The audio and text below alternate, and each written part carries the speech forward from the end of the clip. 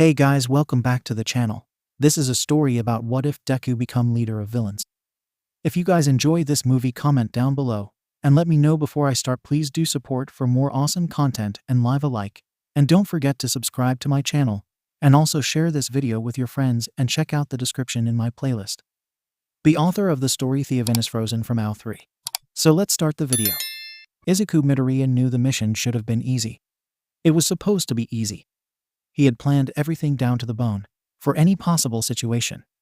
He had stayed up for weeks researching, memorizing, and planning for everything. He did everything he could to gather as much info in the shortest amount of time. He planned for everything. Except for if All Might was working there. His mission had been a simple info gathering. Get in, get the info, get out. The only problem was, the info he needed had been in different areas in the building. He had to memorize where the security cameras were, where the vents led, everything. It all had seemed to be going smoothly, until he had ran into the #1 hero. In the moment he made eye contact with his ex-idol, all of his plans crumbled. His careful planning turned into a panicked mess. He could only attempted to run, but the hero cornered him. He could only stare in awe and utter panic as the man he once looked up to knocked his lights out. Now here he was, waking up and being greeted with fluorescent lights and his own reflection. His hands were bound to the chair he was sitting in, and his mask was on the table in front of him. On the wall opposite of him was a large mirror showing him his pale face, freckled, dusted reflection. He stared blankly at the mirror, and whoever was on the other side of the window. A small bubble of anxiety rose within his chest. Whoever it was on the other side, they knew who he was. His secret identity had been revealed. Before his anxiety could grow, the door opened, revealing a man with black hair. Izuku immediately recognized him as Detective Naomasa. He'd seen him on TV, crowded by reporters. A small part of him was disappointed All Might hadn't walked through the door. He'd been the one to knock him out. Shouldn't he be the one to walk in here? Dear God, he was starting to sound like Tamura. The quirkless villain, also known as Izuku Midoriya. He said, opening a manila folder. A picture of Izuku as a child and a newspaper clipping of an article from one of his earlier missions. Izuku's expression didn't change as his eyes scanned the papers before him. The detective sat down in the chair across from him. He went through a couple more papers before speaking again. Now, Midoriya, he started. I'm going to ask you a few questions. Mostly pertaining to what's happened to you in the past couple of years. Midoriya rolled his eyes. You don't have to answer if it's too hard. However, it would be in the best interest for the both of us if you answered most of them. I know how an interrogation works, detective. Izuku snapped, sitting up a bit straighter. However, I think in your best interest if you didn't treat me like a victim. So you'd rather be treated like a criminal then? Naomasa asked, raising an eyebrow. That's what I am, isn't it? He asked. That's what this newspaper clipping says. That's what most of your research here probably says. What my research tells me, Naomasa started, is that you were kidnapped as a child. Is this true? Izuku's pulse quickened as he remembered that day. The day his big brother, Kirigiri, stole him away after a big fight with it didn't matter with who. He had told him he could still be powerful without a quirk. His other brother, Tamura, trained with him. Made him faster, stronger, and more agile than the normal person. His big brothers had raised him into the villain he was today. The quirkless villain, the media called him. He always hated that name. It's okay if you can't answer, Izuku. The detective said softly. It's okay if it's too hard on you two, I suppose you could call it that. Izuku replied, not allowing his sentence to finish. Izuku Midoriya was a lot of things, but weak was not one of them. Although, recruiting is a better word for it. We must have very different definitions of kidnapping. Izuku allowed himself smirk slightly, feeling as if he had a small handle on the situation. The detective sighed softly and slid another folder closer to him. Deku raised an eyebrow at it as he recognized the UA logo on the cover. Midoriya, your case is a very special one, but not one that's sadly uncommon. A lot of villains have tried to use children to continue their acts. Luckily, the government is starting a program for these kids and teenagers. It's called the Youth Villain Rehabilitation Program. He opened the folder for him, and inside was a few papers and some kind of contract, as well as a pamphlet for UA High, the best school for training young heroes to be. The place he had been infiltrating just a few moments ago. You would be attending UA, under the guardianship of the heroes that also live there, and you would be given free therapy. He continued. I don't need that. he said, starting to freak out at the very thought of this. He wasn't weak. He didn't need their help. He frowned and looked back at the detective. The detective shrugged. Well, there's always the option to go to maximum security jail, where you will be treated the same as every villain there and be treated as if you were an adult. He said. Deku fell silent for a moment, so he was toying with him now. Deku thought for a moment, quickly going through his options. He put his hand on his chin to keep himself from mumbling while he thought. He did have the tendency to do that. If he took the offer, not only would he be surrounded by famous heroes and heroes in training, but he'd still be able to gather whatever information he needed. Not only that, but he'd be able to see firsthand how the place is run. On the other hand, if he refused, he'd be trapped and have possibly worse things happen to him. If he ever wanted to return to his brothers and escape, then he would most certainly have an easier time in a high school for overprivileged twats than a prison filled with overpowered freaks. Fine. The detective stood up and rounded behind of him. He undid the cuffs from his hands. Deku rubbed at his wrists. He slipped a pen out of his shirt pocket and handed it to Deku. He took it and signed his name away to the hero school. The moment he dotted the I in his name, he started to form a plan of his escape. Izuku Midoriya had once believed he was never going to be here, and a small part of him was actually excited to be here. A very small part. A very, very small part. Like, on the nail of his pinky small. His hands clutched at a bag that held his villain outfit. Before leaving the police station, the detective had him change into regular clothes, so he wouldn't be recognized. The detective had said. There were a few people walking the streets nearby. He could almost feel them staring at him. It made his heart pound and his palms sweat. The little bubble of anxiety rose in his chest, before popping as a hand clapped on his shoulder. The principal will be waiting for us inside, Naomasa said, gesturing him to walk towards the entrance. Izuku reminded himself that this was the easiest way. Once he convinced everyone he was rehabilitated or whatever, he could just run back to his brothers and continue living the way he had been for 10 years. Finally, he was able to move his feet towards the entrance. The doors slid open as he walked inside. Ah, Izuku Midoriya, welcome to UA. Izuku immediately recognized the principal of the school. He remembered seeing the mouse, bear, dog, whatever, in some of the media. On his sides were two black-haired heroes. He instantly knew them from the fights he had observed from his brothers, and his many notes he had taken. Eraserhead and Midnight, two of the top heroes and two teachers of the school. He had never fought them himself, but one of the many jobs for his brothers was to observe heroes and figure out as much as he could from them. For instance, he wasn't afraid of Eraserhead. The hero's quirk wouldn't work on Izuku because he didn't have a quirk. Although Midnight was a different story. She would be a bit harder to escape. All she would have to do is show off a little bit of her skin, and Izuku would be out like a light. Again though, a small part of him was disappointed that All Might wasn't here. Although, from what I've been told, you've already been here, The principal, Nezu, said with a smile. Deku didn't grace that with a response. He got the feeling the principal was trying to bait a reaction out of him. He wasn't going to give him the satisfaction. Well then, quite the talker aren't you? Izuku narrowed his eyes, but still didn't respond. Eraserhead scoffed slightly. Let's get started then, shall we? The principal continued, not letting the silence hang for very long. He turned and started towards an elevator. The heroes went and followed him, but only after they were assured Izuku was following. With the hand on his shoulder, he didn't have much of a choice. He followed them inside the elevator. Although the elevator was rather spacious, enough room for all of them to have their own personal space, the moment the doors closed, Izuku's heart started to pound in his chest. As you must know, UA is a prestigious school for the next generation of heroes. They learn how to properly become a hero, what to do in emergency situations, and how to handle sensitive issues. However, your time here will be a little bit different to most students. He continued, your time here will be spent mostly on helping you realize your true potential. Not necessarily as a hero, but something other than facing a life of crime. You could be an artist, or a policeman, or even a stay-at-home parent. The Youth Villain Rehabilitation Program wasn't meant to force you to become a hero, just to help you realize that there's more than just crime. Basically, we'll be training you on how to become a civilian.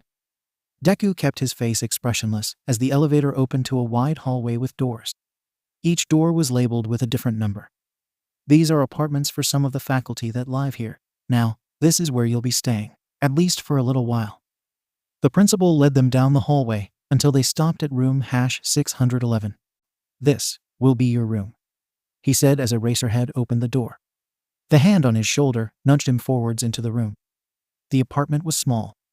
He had entered into a small living room area that seemed to be connected to a small kitchenette.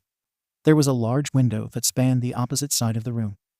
It lit the room with the sunlight that shined through. There was 2 doors on the left that Izuku figured was the bedroom and bathroom. The detective's hand left his shoulder when the door closed behind him. He was now in a small area with 2 of the strongest heroes of all time. "Get used to it," he thought to himself. "Midoriya, there are a few things we need to go over before we'll let you settle in," the principal said, sitting down on the couch. The 2 heroes flanked his sides. The detective stood behind Izuku as he sat down across from Nezu. "Now then, let's go over what you'll be doing while in the program." The detective pulled out file and handed it to the principal. He opened it and laid it out in front of them. Izuku noticed it was the same file as before. "All right, Izuku, here's how things will work." The bear/mouse/dog started. "Every day, you will have up to 3 classes here, as if you were homeschooled. Depending on the day will determine what classes you have. One day you might have math, while on the next you might have literature. The teachers here are willing to teach you here." He gestured to the 2 teachers sitting next to him. "Depending on how well you do, and on how you behave, we'll see how well you'll do in a classroom setting. Aizawa here has volunteered his class, and he'll also be teaching you some history." Aizawa nodded slightly. Izuku looked at him before bringing his attention back. "Also, you will be under 24/7 surveillance. There are cameras hidden around the apartment, but this is mostly for your benefit. Although rehabilitation is a great choice for young children, it most certainly is not easy. For example..." Izuku started to drown him out as the principal continued to ramble on about what the program will be like. To be honest, he didn't care. He wasn't going to be here for much longer. Besides, even if he didn't try to escape, his big brothers would find a way to find him. He continued to feign his attention as the principal continued as the gears in his head started turning, and a plan began to form. The principal explained things to Izuku in vivid detail. How the program worked, what was expected of him, how his classes were going to go, everything. And Izuku was beginning to think there was no end to his ramblings. Perhaps there was no end. Perhaps this was his punishment for all the wrong he'd done. Perhaps he was stuck here, forever listening to the unstoppable lectures of a dog/bear/mouse. Finally, he had stopped when his phone buzzed. He answered it and let out a soft "oh," realizing he was going to be late for his next meeting. "Well then," he said, "I suppose I should get going." He hopped off the couch and walked towards the door with his hands. Pause. Behind his back. "I'll let the 4 of you get acquainted, and Midoriya." The principal turned and looked at Izuku. He noted the slight upturn of the principal's mouth, a teasing, amused smile. Izuku wanted to punch him. "Welcome again, 𝐀𝐦. Oh yeah." Izuku really wanted to hit him. Once the principal was gone, he let out a sigh. Finally, he was released from one struggle. However, he looked at the heroes across from him. He knew he had 3 others to be released from. He had to think of something. No heroes would ever really want to rehabilitate him, or whatever. Unless it was to make themselves look good, or make him another weapon of peace. Being quirkless, the latter was probably unlikely. Heroes needed strong, powerful students, not weaklings like him. At least, that's what he was told. It a good thing he hadn't been actually listening to the principal, and was coming up with an ultimatum. Before they could say anything, he let out a scoff. "God, I thought he'd never leave," Izuku said, finally saying something. The adults looked to him, a surprised look on their faces. "Izuku, here's how this is really gonna go down," he said, crossing his legs and resting his head on his knuckle. "We all know this whole thing is just another way for you heroes to look even better in the public, and you really don't care what happens to a villain like myself. Me being captured is probably an inconvenience for you, and for that I'll apologize. It wasn't in my plan either, so I'll give you a deal. I'll stay here for a week. Act like a sweet child, or like I'm rehabilitated, or whatever, and at the end of the week, I'll be out of your hair, and you'll be even greater for helping a poor innocent child." He smiled slightly, a devilish smirk. "Do we have a deal?" By the looks on their faces, Izuku could tell he had thrown them off. Eraserhead had a scowl on his face, one more prominently the one he was known for. Midnight and the detective looked more surprised than anything. Then the detective frowned. He took a step towards Izuku, but Aizawa held a hand up, effectively stopping him. Izuku turned his full attention towards the pro-hero, curious to see how he was going to react. Aizawa stood up and took a step closer towards Izuku. "Listen, kid, you're overreacting." He crouched down, coming eye to eye with Izuku. His eyes were tried and strained. Izuku figured it was because of his quirk, the ability to stop a person's quirk with just one look. That wasn't going to work with Izuku. "This isn't a punishment, it's an opportunity." "Yes," Izuku replied, "to make yourselves look better." "No. If you're truly a hero, there is no looking good. That's only for those who want the spotlight, and they don't stay there very long," he stated, looking him in the eyes. "So, here's how this is going to work. You will settle in, get comfortable, and we are going to help you. You might just seem like some punk kid, and you are, but that doesn't mean you're beyond help. Who knows, maybe with time you will be able to join the rest of my students." He continued to look him in the eyes, and even though Izuku didn't have a quirk, a shiver ran down his spine. "Fine, just don't expect me to be compliant." Aizawa stared at him for a moment, as if before standing up and sighing. "It's too damn early for this," he grumbled, turning his back on Izuku. His frown deepened as the hero turned around. A sign of vulnerability. A sign that he'd let his guard down. With his brothers, he had been taught not to turn his back on them. His brothers were stronger than him, better than him. He knew what would happen if he ever did let his guard down around them. He had learned the hard way. "He doesn't see me as a threat," he thought to himself. "Okay, now that that's over," Midnight said, finally speaking up. "Aizawa, I believe it's almost time for homeroom. Naomasa and I can finish up the paperwork," she instructed. She looked at Izuku, her eyes also meeting his. However, he didn't tense up under her stare. There was something about it, different than Eraserhead or Aizawa's tired, cold stare. Something that he couldn't quite explain. "Midoriya," she started, her voice calm yet stern. "You should know that this room is under surveillance for your safety. So be careful, all right?" Izuku rolled his eyes. Of course it was. Why would they let a young ruthless villain be on his own? "Naomasa and I should be back in a half hour. The kitchen is fully stocked," she called before walking out. "Help yourself." Naomasa gave him one last look before following the heroes towards the door. "Try to stay out of trouble, Midoriya," he said before leaving. The door shut behind them, and before Izuku could do anything else, he heard the unmistakable click. The click of a lock. His heart leaped into his throat at the noise. He quickly got to his feet and hurried to the door. He jiggled the knob, but it ended up just as he expected. Locked. His heart started racing. He was trapped. Locked up by heroes, just like a prisoner. His hands gripped his hair. He tried to think. Think of a plan, think of what to do, think of anything. But his thoughts started becoming erratic. Trapped. Trapped. Trapped. Trapped. His breath began to quicken, and he started to slip. He sat down on the floor and curled up, head between his knees in front of the door. Izuku hated not having a plan, and when something happened that ruined a plan, he slipped into his anxiety. Being locked in shouldn't have thrown him off so much. Of course they wouldn't have trusted him to walk out of the room. However, it just had. It had happened the night before too, when he had seen All Might. He had been so thrown off by the number one hero's presence that it had thrown him into a panic. This had been the reason why he had been captured. The reason why he was here in the first place. This is what you get. This is what you deserve. There's no way out. Just like before, you're being watched.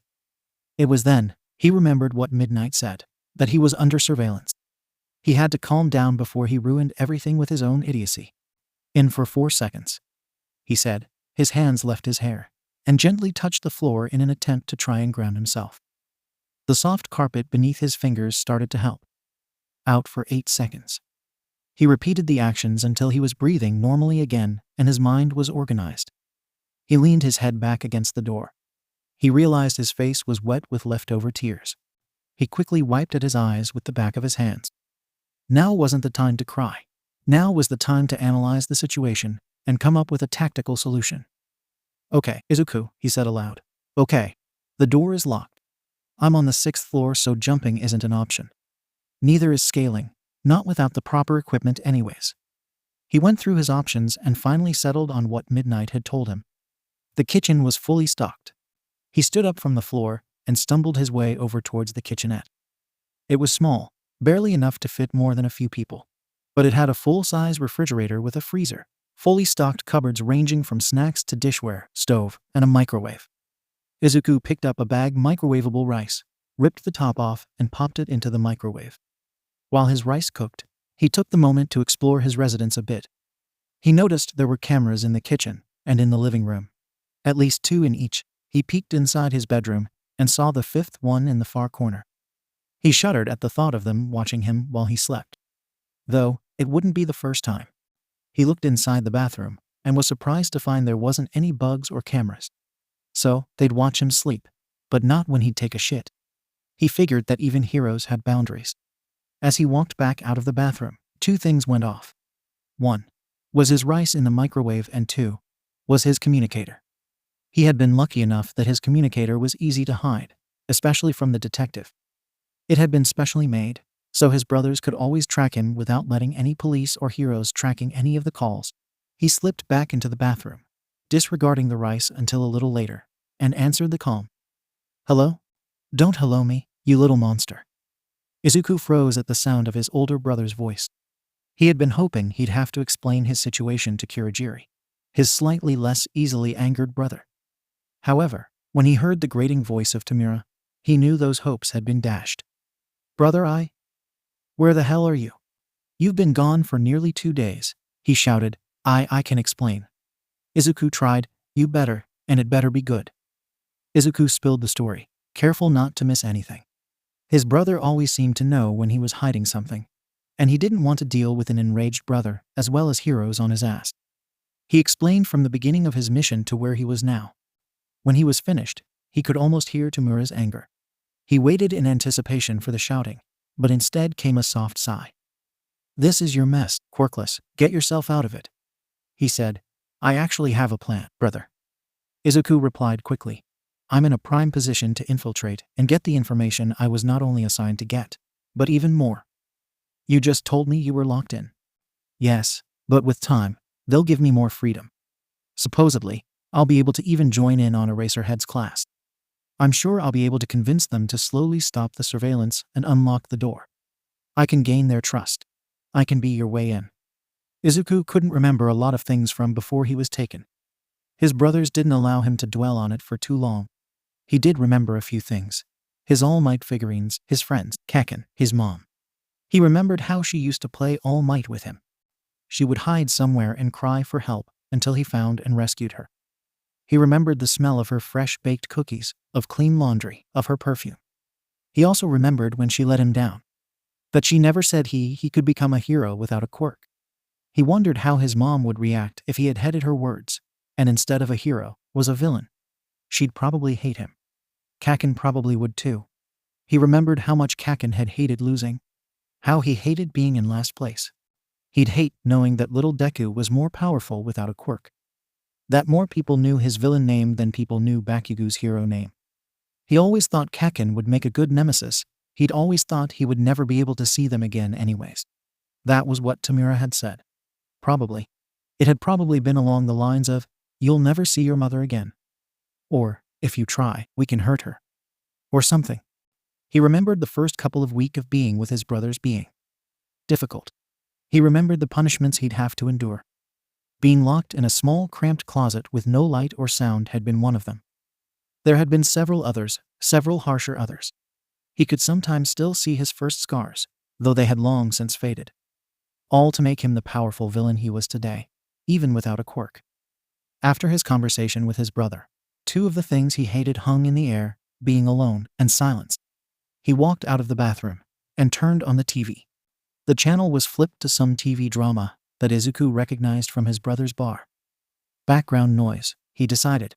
He went to the kitchen to receive his rice from the microwave, but it was long since cold. He sneered and put it back in for another couple seconds. He had to search for a while, trying to find something to eat with. He gave up when his rice was done and decided to eat with his hands. Not like he hadn't done it before, and it's not like he cared about what whoever was watching him felt. He sat down on the couch and started eating. He hadn't realized how hungry he really was, because the food was gone in a matter of moments. He frowned at the empty bowl in his hands. Domestic. The word popped into his head. He didn't have very many moments like this, where he could just sit, eat, and have one small peaceful moment to himself. Most of the times he'd find himself eating during a mission, or scampering to eat before he had to leave. His brothers kept him busy, to keep his mind active. He continued to think thoughtfully into his empty bowl when a loud noise caught his attention. An explosion? He ran towards the bedroom, hopeful to look out the window. But his hopes were dashed when he saw it was just some students training. Hero training. He frowned as he watched them. The next generation of weapons of peace. From the 6th floor, he couldn't see much. He saw Aizawa, arms crossed, and watching his students with a slight glare. If Aizawa was there, then there was a chance that these were the students he'd be able to join once he was ready and rehabilitated. Standing next to Aizawa was All Might, the bastard. He rubbed his forehead, where the so-called hero had knocked him out. Just looking at him gave him a headache. There certainly wasn't a small part of him that wanted to ask for his autograph and a picture. Nope, not him. For the most part, the students seemed like regular, preppy, US students. All around his age, 16, 17. He had lost count after some time. Training hard to become weapons for the governments. Some of them looked normal, while others showed their quirks on the outside. Multiple limbs, bird-like head, invisibility, some really cool quirks. He rested his head in his hands as he watched them. The one who had caused the explosion, a blonde-haired boy, seemed to be yelling at some of the other students, but it didn't seem like they were taking him too seriously. He couldn't exactly hear what he was saying, even with the window partially opened. Another boy, one with bright red hair, hugged the blonde's arm and kissed the boy's cheek. Izuku grimaced. He's never been one for love. Sometimes he thought he didn't believe in it.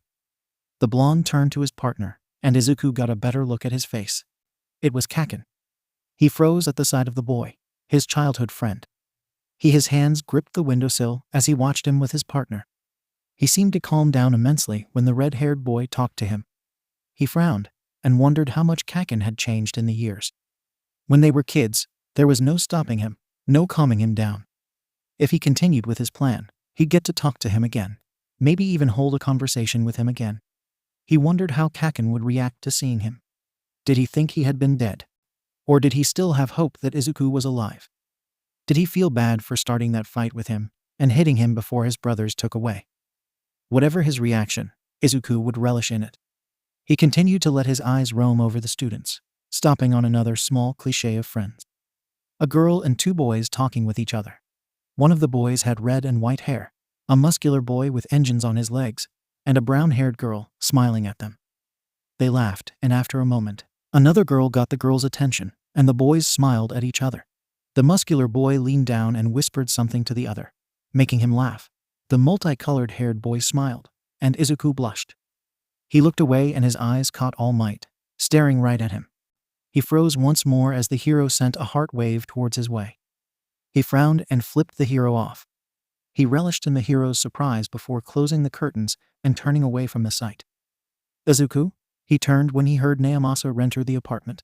He had bags of food hooked in his arms. The smell of actual food made his mouth water and his stomach moan. He walked towards the door of the bedroom and leaned against the door frame. TCH, what's this supposed to be? Some sort of peace offering? He asked, crossing his arms. It was time to start his plan. Naomasa shrugged. I just thought you'd be hungry. I already ate, he said, gesturing towards the empty bowl from his cold, unsatisfying rice. Naomasa nodded and set the bags on the coffee table.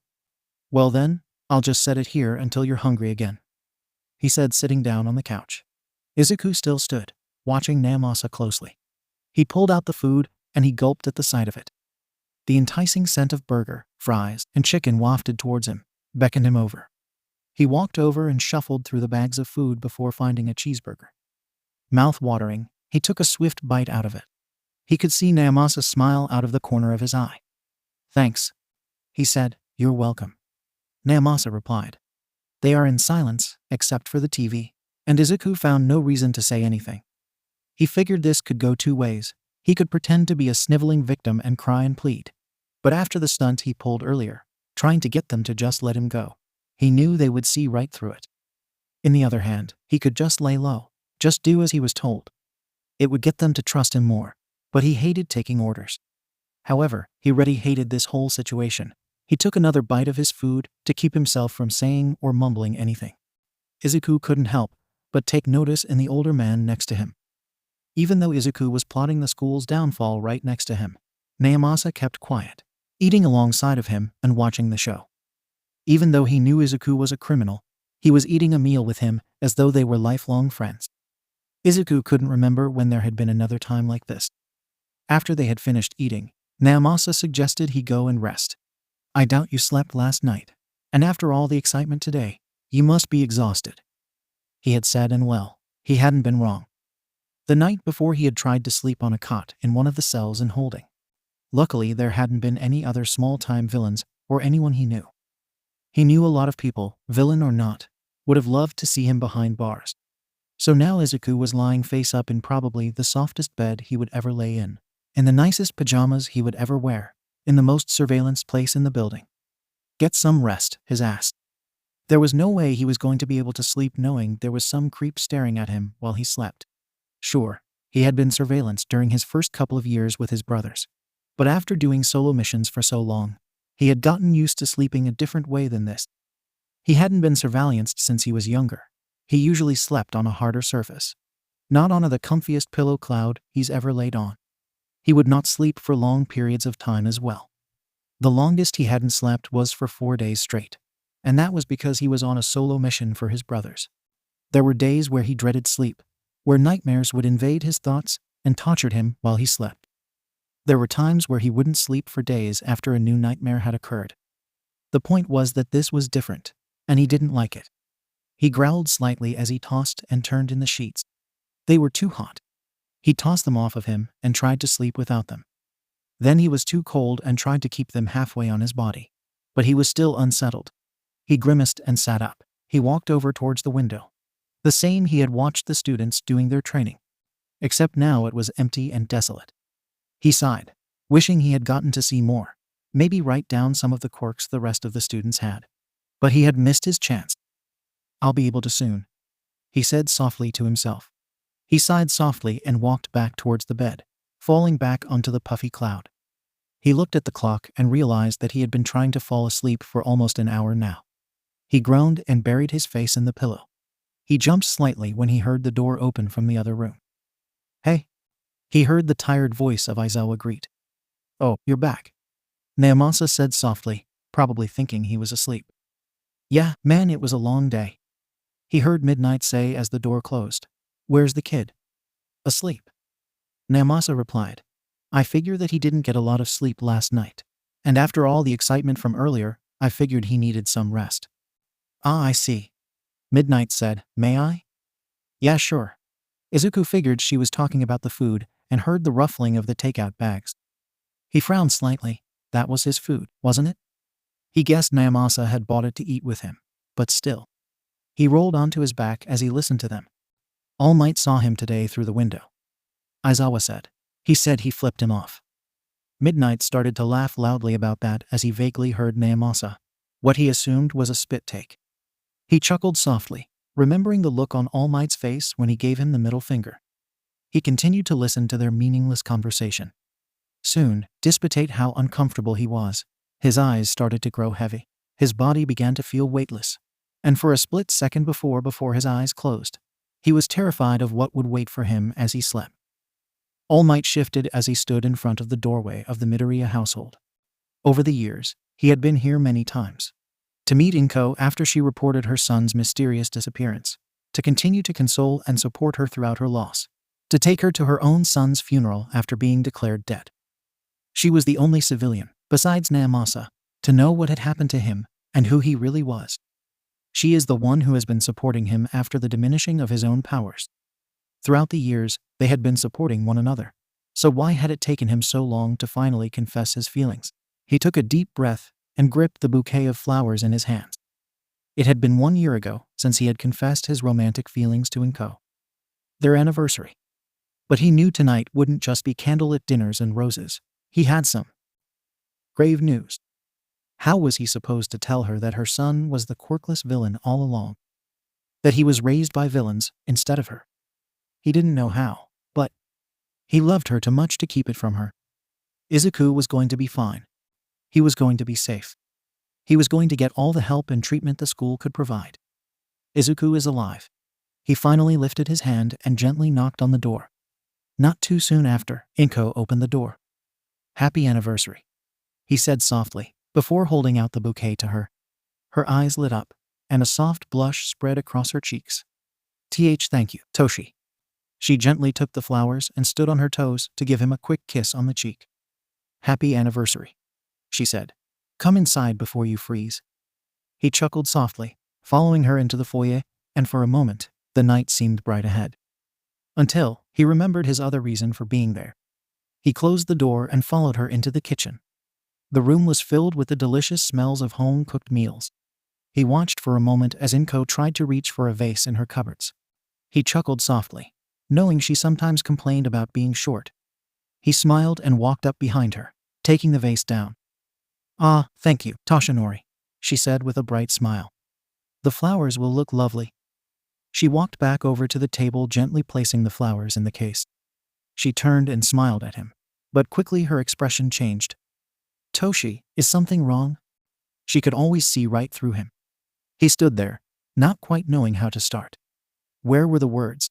He bowed his head for a moment. She gently placed a hand on his cheek. "You can tell me anything, Yagi." "Inko," he started, taking a deep breath, "there's something I have to tell you." She didn't seem surprised by the grim tone of his voice and the worrisome look on his face. He gently took her other hand in his. "We should sit down for this," he decided, gently leading her to the living room. Sitting at the table seemed too formal right now, and, well, he wanted to be closer in case she needed him. The two of them sat down, and he started. "Last night, at UA, someone broke in," he started. "They ran into me while gathering information about the school's security system and lockdown procedure. I had to restrain them before the cops would show up, and while we were fighting, I saw his face." She looked at him, confused, as he continued. "I had a suspicion, and the cops confirmed it to me after verifying him." He looked into her eyes and gently held her hand a bit tighter. He paused and gulped slightly, watching as the soft bits of realization came across her face. It's Izuku. Izuku is alive." Tears were quickly rolling down her cheeks as she started sobbing. 13 years of relief flooded over her as a wide smile spread across her cheeks. My baby. My baby is alive," she sobbed, wrapping her arms around Toshinori. He held her close, some years of his own falling. He would tell her what was going to happen to Izuku later. Right now, they would celebrate. Celebrate a family, soon to be reunited. "Katsuki Bakugo, please report to the faculty office." "Fuck. Geez, Bakugo, what'd you do this time?" Bakugo scowled from across the table at Mina, who had a teasing smirk on her stupid pink face. Did they really have to call him up during his tutoring session with his fry with these losers? He sighed and started gathering his stuff. "We told you it wasn't worth it to pick a fight with Todoroki." He glared over at Zero. "I didn't, tape face," Kaminari chuckled. "Yeah, only because Kirishima was able to hold you back." "You want to say that again, Sparks?" All right, calm down, Bakugo." Bakugo turned to his boyfriend, Kirishima, the only person ever allowed to tell him to calm down without getting a punch to the face. Kirishima stood up next to him and flashed his award-winning smile. He took a deep breath while the others giggled. "I'm sure everything is fine. They should be used to your outbursts by now," Kirishima teased, causing Bakugo to roll his eyes. "Do you want me to come with you?" The thought was a bit tempting. Ever since they started their relationship almost 2 years ago, he always felt better with Kirishima around. There was just one problem. There was no way he was getting out of tutoring that easily. "No, keep working on the questions. I'll be fine," he replied before glaring at the rest of them. "And if those questions aren't done by the time I get back, I'll kill you." They groaned, having known Bakugo for too long to be fazed by any threat. Kirishima just chuckled and kissed his cheek before sitting back down. Bakugo slung his bag over his shoulder and started heading towards the faculty office. He seriously couldn't think of any reason why he would be sent there. He hadn't fought with Icy Hot earlier because of Kirishima holding him back, and any outburst he had nowadays went unnoticed. Most of his classmates just weren't fazed by them anymore. Different possibilities spun around his mind, most of them worst possible situations. He reached the faculty's office and opened the door, only to realize he wasn't the only one there. "Mom? Dad? Auntie Midoriya?" he asked, closing the door behind him. He stopped at the sight in front of him. His parents, whom he hadn't seen for a few weeks since he lived in the dormitories, looked on the verge of tears, consoling his Aunt Midoriya. After the incident, he would go over to Miss Midoriya's house to be babysat or to visit. He started calling her auntie a couple months after her own son went missing. "Bakugo," his mom said, standing up. "What's going on?" he asked, starting to tense up more than he was already. "Katsuki. Young Bakugo," a mighty voice said, walking in behind him. He looked up towards All Might, and almost flinched at the slight frown on his usually. "We need to talk," he said, closing the door. "Please, Bakugo," the principal added, following behind All Might. "Take a sit." He nodded and moved to sit next to his parents and his aunt. Her eyes were bright red and puffy, her cheeks streaked with tears. He gulped, unsure what this was about. The principal sat down at the desk with All Might standing beside him. The principal smiled softly and folded his paws before finally speaking. "As you may know, we have finally started our new youth villains rehabilitation project. An alternative to throwing young minors who have been manipulated by villains into juvenile hall or even jail." Bakugo nodded, and Auntie started to weep even more. His mom gently put her hand over his shoulders, a comfort he hardly ever sees from her. He reached out and gently took his aunt's hand, hoping to give her the same comfort. He just wished they would spit it out already. "We have our first rehabilitation student. He was brought in yesterday morning after he tried and succeeded to infiltrate the school."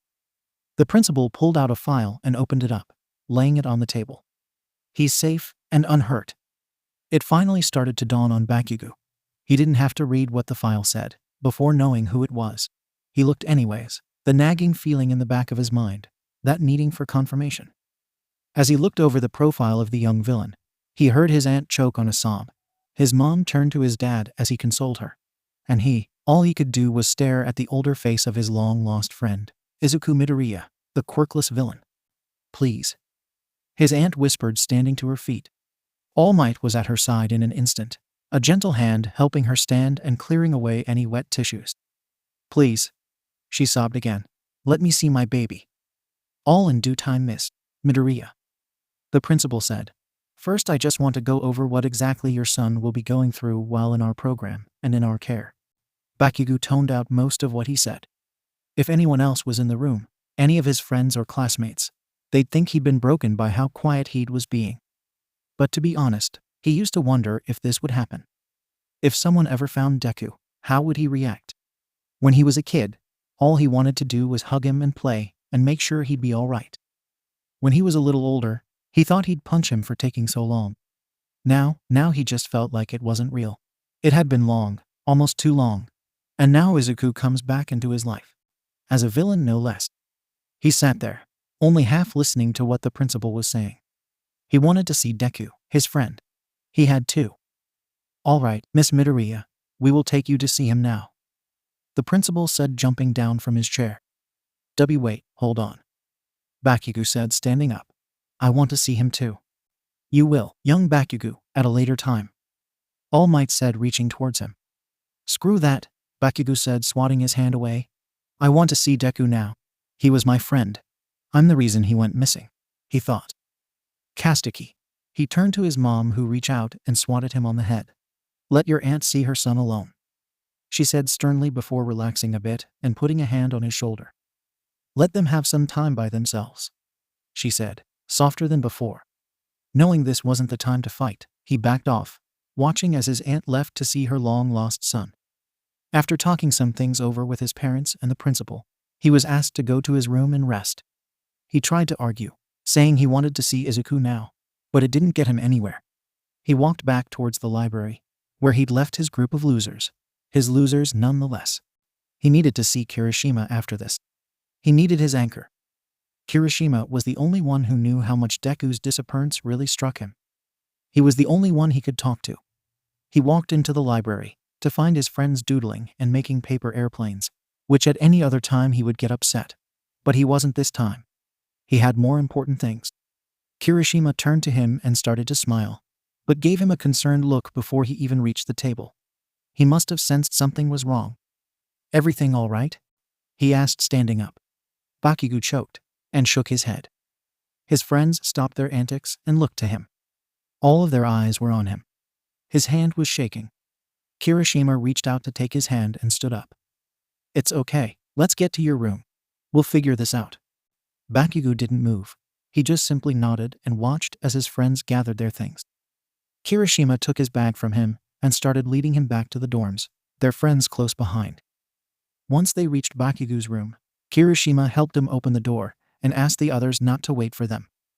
Bakugo sat on his bed, and immediately he felt all of the flashbacks and memories flood back to him. It had been his fault Deku was kidnapped.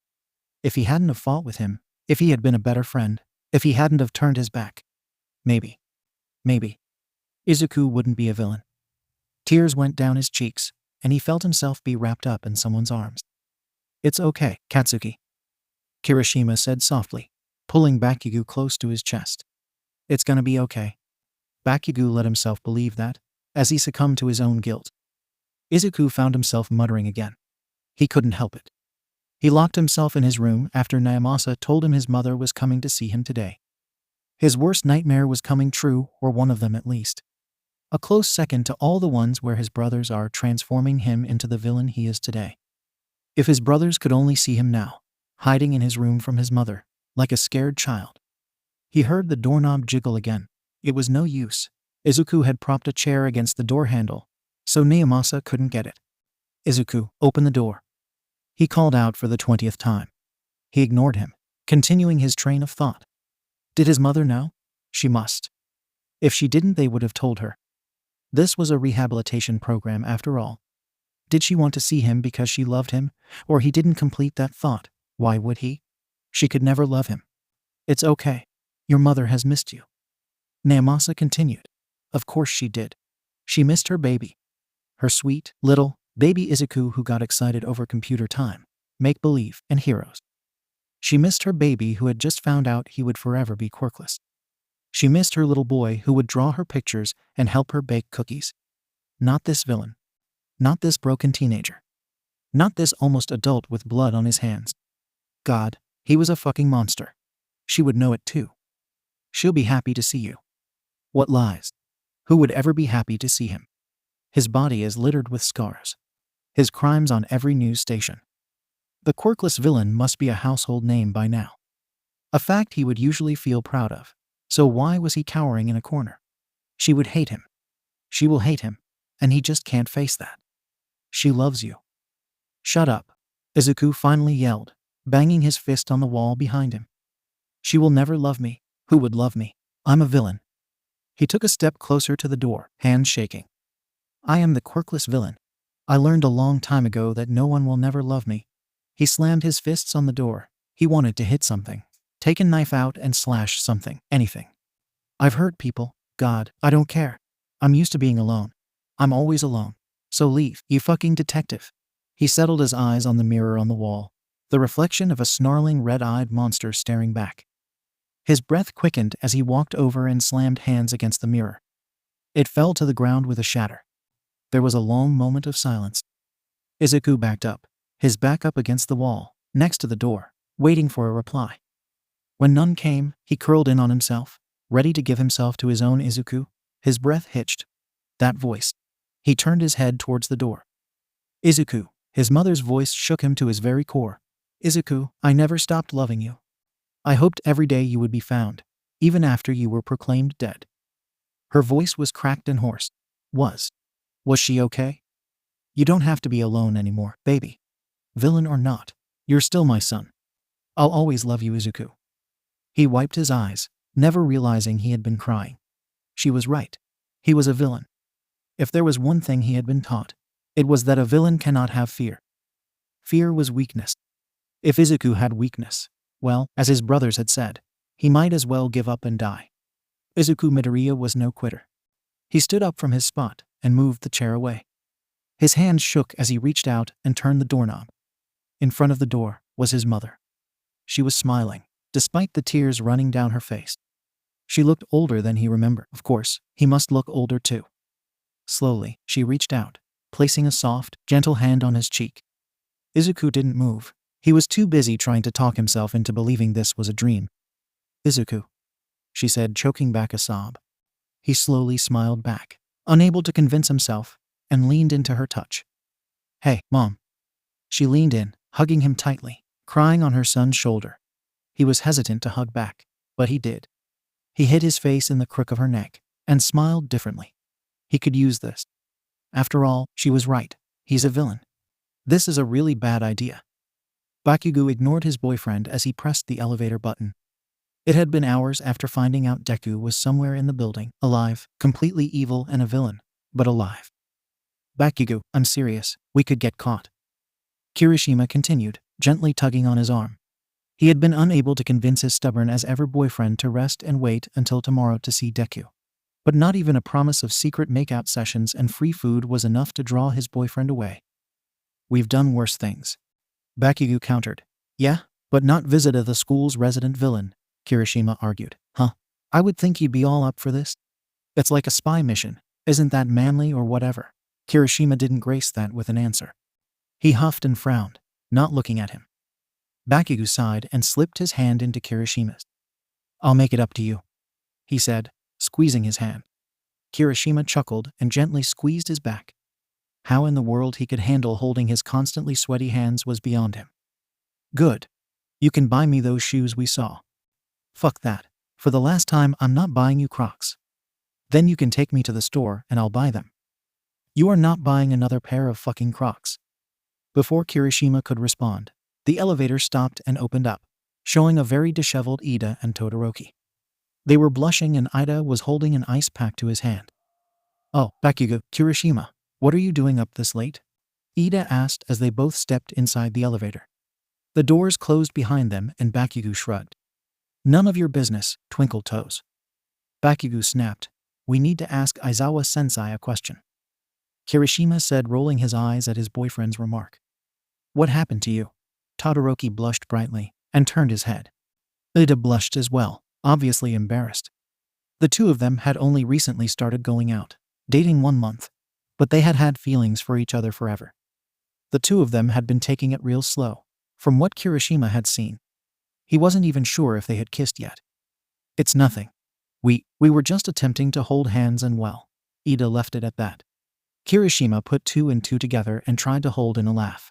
But Bakugo wasn't as graceful. "PFFFT, Icy Hot lost control, because he was embarrassed to hold your hand." He chuckled and Todoroki glared, his blush growing.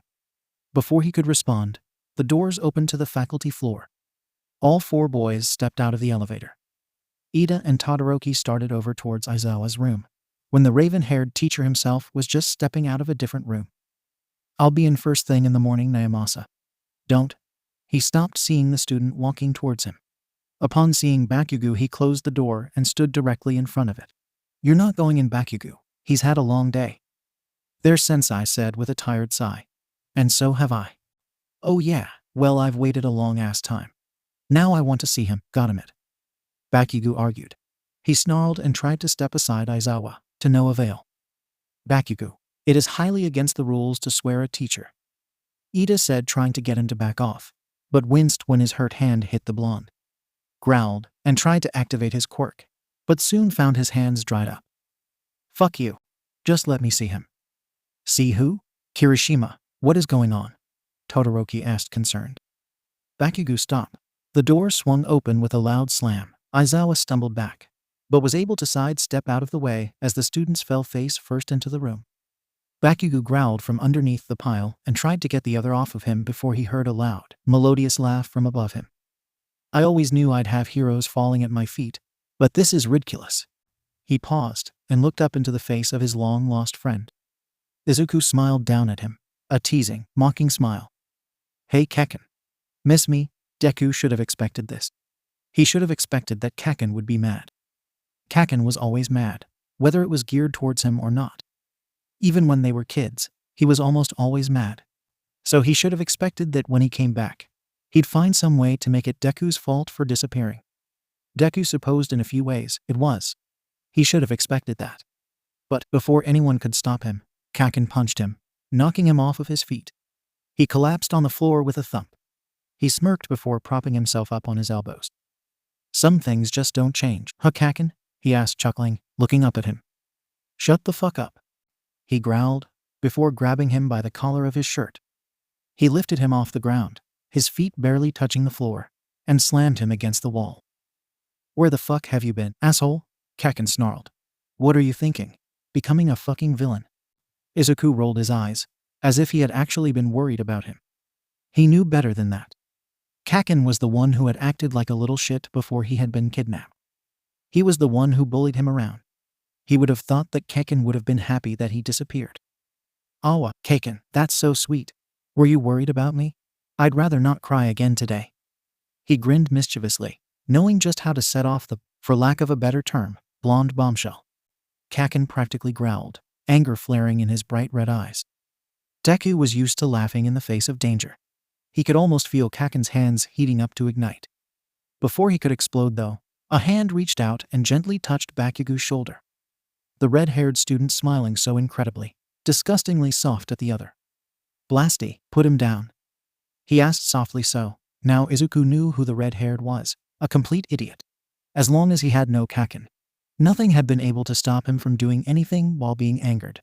Not even H. Shit, Izuku exclaimed as he hit his head on the wall behind him after 𝐀𝐻 dropped him. Naomasa quickly put himself in between them. A little too late, detective. The redhead slowly turned 𝐀𝐻 to his gaze was no longer on Izuku, but on them. He smiled at him and whispered something too quiet for Izuku to hear. Izuku rolled his eyes at them, disgusting. Can someone please explain what just happened? Izuku looked over at the two other students. As Aizawa started to explain, Izuku instantly realized he recognized the both of them. The taller one was Ada Tenya, the brother of 𝐀𝐦, and whose whole family was made up of pro-heroes. He remembered seeing him a few years ago when Stain had almost murdered 𝐀𝐦, and he had tried to go out for revenge. Poor Stain. He was a bit different than the picture he had seen from then, more muscular and rugged. The other was Todoroki Shoto, the son of Endeavor. Izuku always thought he'd be put against him. Two next generations, one hero and one villain. He knew he had also helped Ida in the whole Stain thing. He remembered being impressed by them. He always thought he'd face them, just not like this. He always thought he'd meet them after the heat of an intense battle, where he'd reveal himself as the villain and the arch-enemy. Not after 𝐀𝐻 punching him in UA pajamas. He stood up from his spot on the floor and stepped out from behind Naomasa. Yes, thank you for your chivalry, detective. He rolled his eyes and crossed his arms. Midoriya, please, you've said enough for today.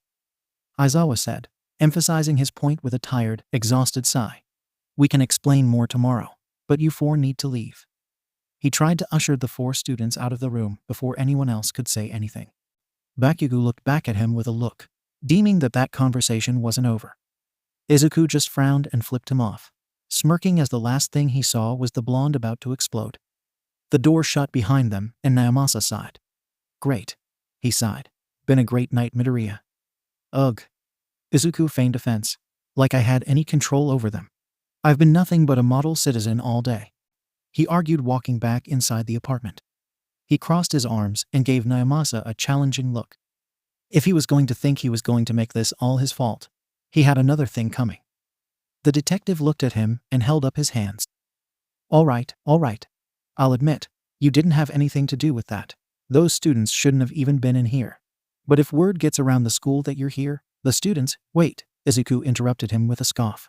You mean this villain rehab was announced without the students knowing? Of course not, Naomasa exclaimed. It's just that none of us really thought we'd have one on the premises so soon after it was official. You did really just kinda happened. That was a fair point, even if Izuku took a real offense to it. His plan would have gone off without a hitch if it hadn't been for All Might. That reminded him. He stood silent for a moment, before stretching and yawning. Well, that's shit, for you guys anyways, he said, walking towards the bathroom. I'm going to get ready for bed. Don't bother locking the door on your way out, he called over his shoulder. Midoriya. Izuku stopped in his tracks, not looking at Naomasa. You've had an emotionally exhausting day. You're doing a good job. Get some rest and I'll see you in the morning. Okay? Izuku didn't say anything. He didn't reply. He didn't want to reply. So, instead he took a few more steps towards the bathroom and shut the door behind him. He stood with his back towards the door and waited until he heard his front door close and the unmistakable sound of the door lock. He sighed softly and pulled out his communicator. He was late on calling his brothers. Thanks a bunch, 𝐀𝐦. He turned it on and called his brothers. If he had any luck left today, it would be 𝐀𝐦 picking up. Where have you been, 𝐀𝐦? Looks like his luck had run out. These teachers like to keep a closer eye than I thought. He answered, already getting frustrated. And some of the students decided to pay me an unannounced visit. Including those students who had stained 𝐵𝑖𝑡𝑒 the dust. Todoroki 𝐬𝐴𝐬 and 𝐼𝐸 𝐻𝐻𝐬. Interesting. 𝗃𝐻𝐻. Anything else? The teachers mentioned that this rehab act is still pretty new, and that they weren't really prepared to have one so soon. He explained, sitting on the floor. And as far as I can tell, this rehab thing consists of throwing me into a bunch of emotional scenarios and getting me ready to join one of the actual classes. Why would I care about what they are doing? Give me some fucking good information, he exclaimed through the communicator. I thought I just did. Izuku emphasized. Didn't you hear what I said? They weren't prepared to have one so soon. That means I'm the first villain in this program. That means this is sloppy. Nothing is really ready, he explained, knowing full well just how bad his brother could get if he didn't give him what he wanted. His brother seemed to ponder this fact for a moment before replying. I guess that's useful enough. Anything else? Izuku thought back to his visit with his mother. He figured that wasn't as viable information as his brother wanted. No, nothing else. Brother. Izuku shivered at the tone shift in his voice. He stiffened against the cold tile floor of the bathroom. Yes? I feel the need to remind you, Shigaraki said slowly, and Izuku knew what was about to happen next. That no matter how far away you are from us. Izuku gasped softly as a small purple and black warp hole appeared before him. Not tall enough for someone to walk through. But then again, Shigaraki didn't need to walk through anything. No matter who you think you are. A pale, scarred hand reached out through the portal. Izuku's body started to shake as it reached out towards him, grabbing at him. We will find you. He tried to dodge his brother in a fruitless attempt, but the hand grabbed at his chin, covering his mouth, keeping one finger off of him. You can't escape. The finger slowly started fall. Izuku was helpless. He was frozen. He couldn't move away, and he knew what was coming. His finger grazed his skin, and immediately his skin was on fire. He could feel it peeling off layer. He screamed behind his brother's hand. He cried and struggled. He was in hell until, as suddenly as it appeared, the hand retracted and the portal disappeared. Izuku gasped and held his face in his hands. Tears flowed down his cheeks as the pain started to subside. Understand, brother? Izuku nodded, shaking as he picked back up the communicator he hadn't realized he dropped. Why, yes, brother. Good. You're an informant, 𝐀𝐦. Get better info. Shigaraki finished before hanging up. Izuku curled up on the bathroom floor for a moment before using the counter to help him stand up. He looked into the mirror and placed a hand over the red gashes and splotches that were now over his mouth. In a desperate attempt to hide them, he tried to cool off his face with some cold water. This was normal. This was fine. Izuku was fine. This was just another example that no matter how hard these people tried to tell him that he was good, they could help him be good, it was never really true. He was a villain, through and through. He looked up at his scarred and broken face in the mirror. Shit.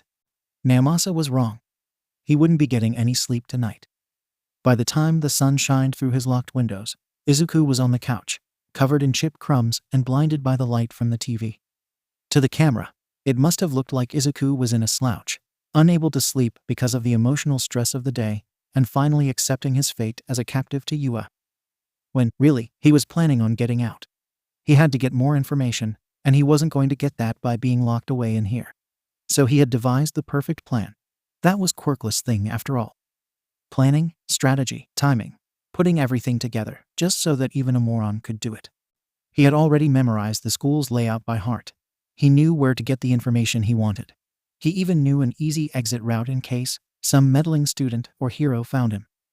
Since everything around him was locked, including the door, windows, and even the vents, he couldn't try breaking the locks because the cameras would see him and be on him in seconds.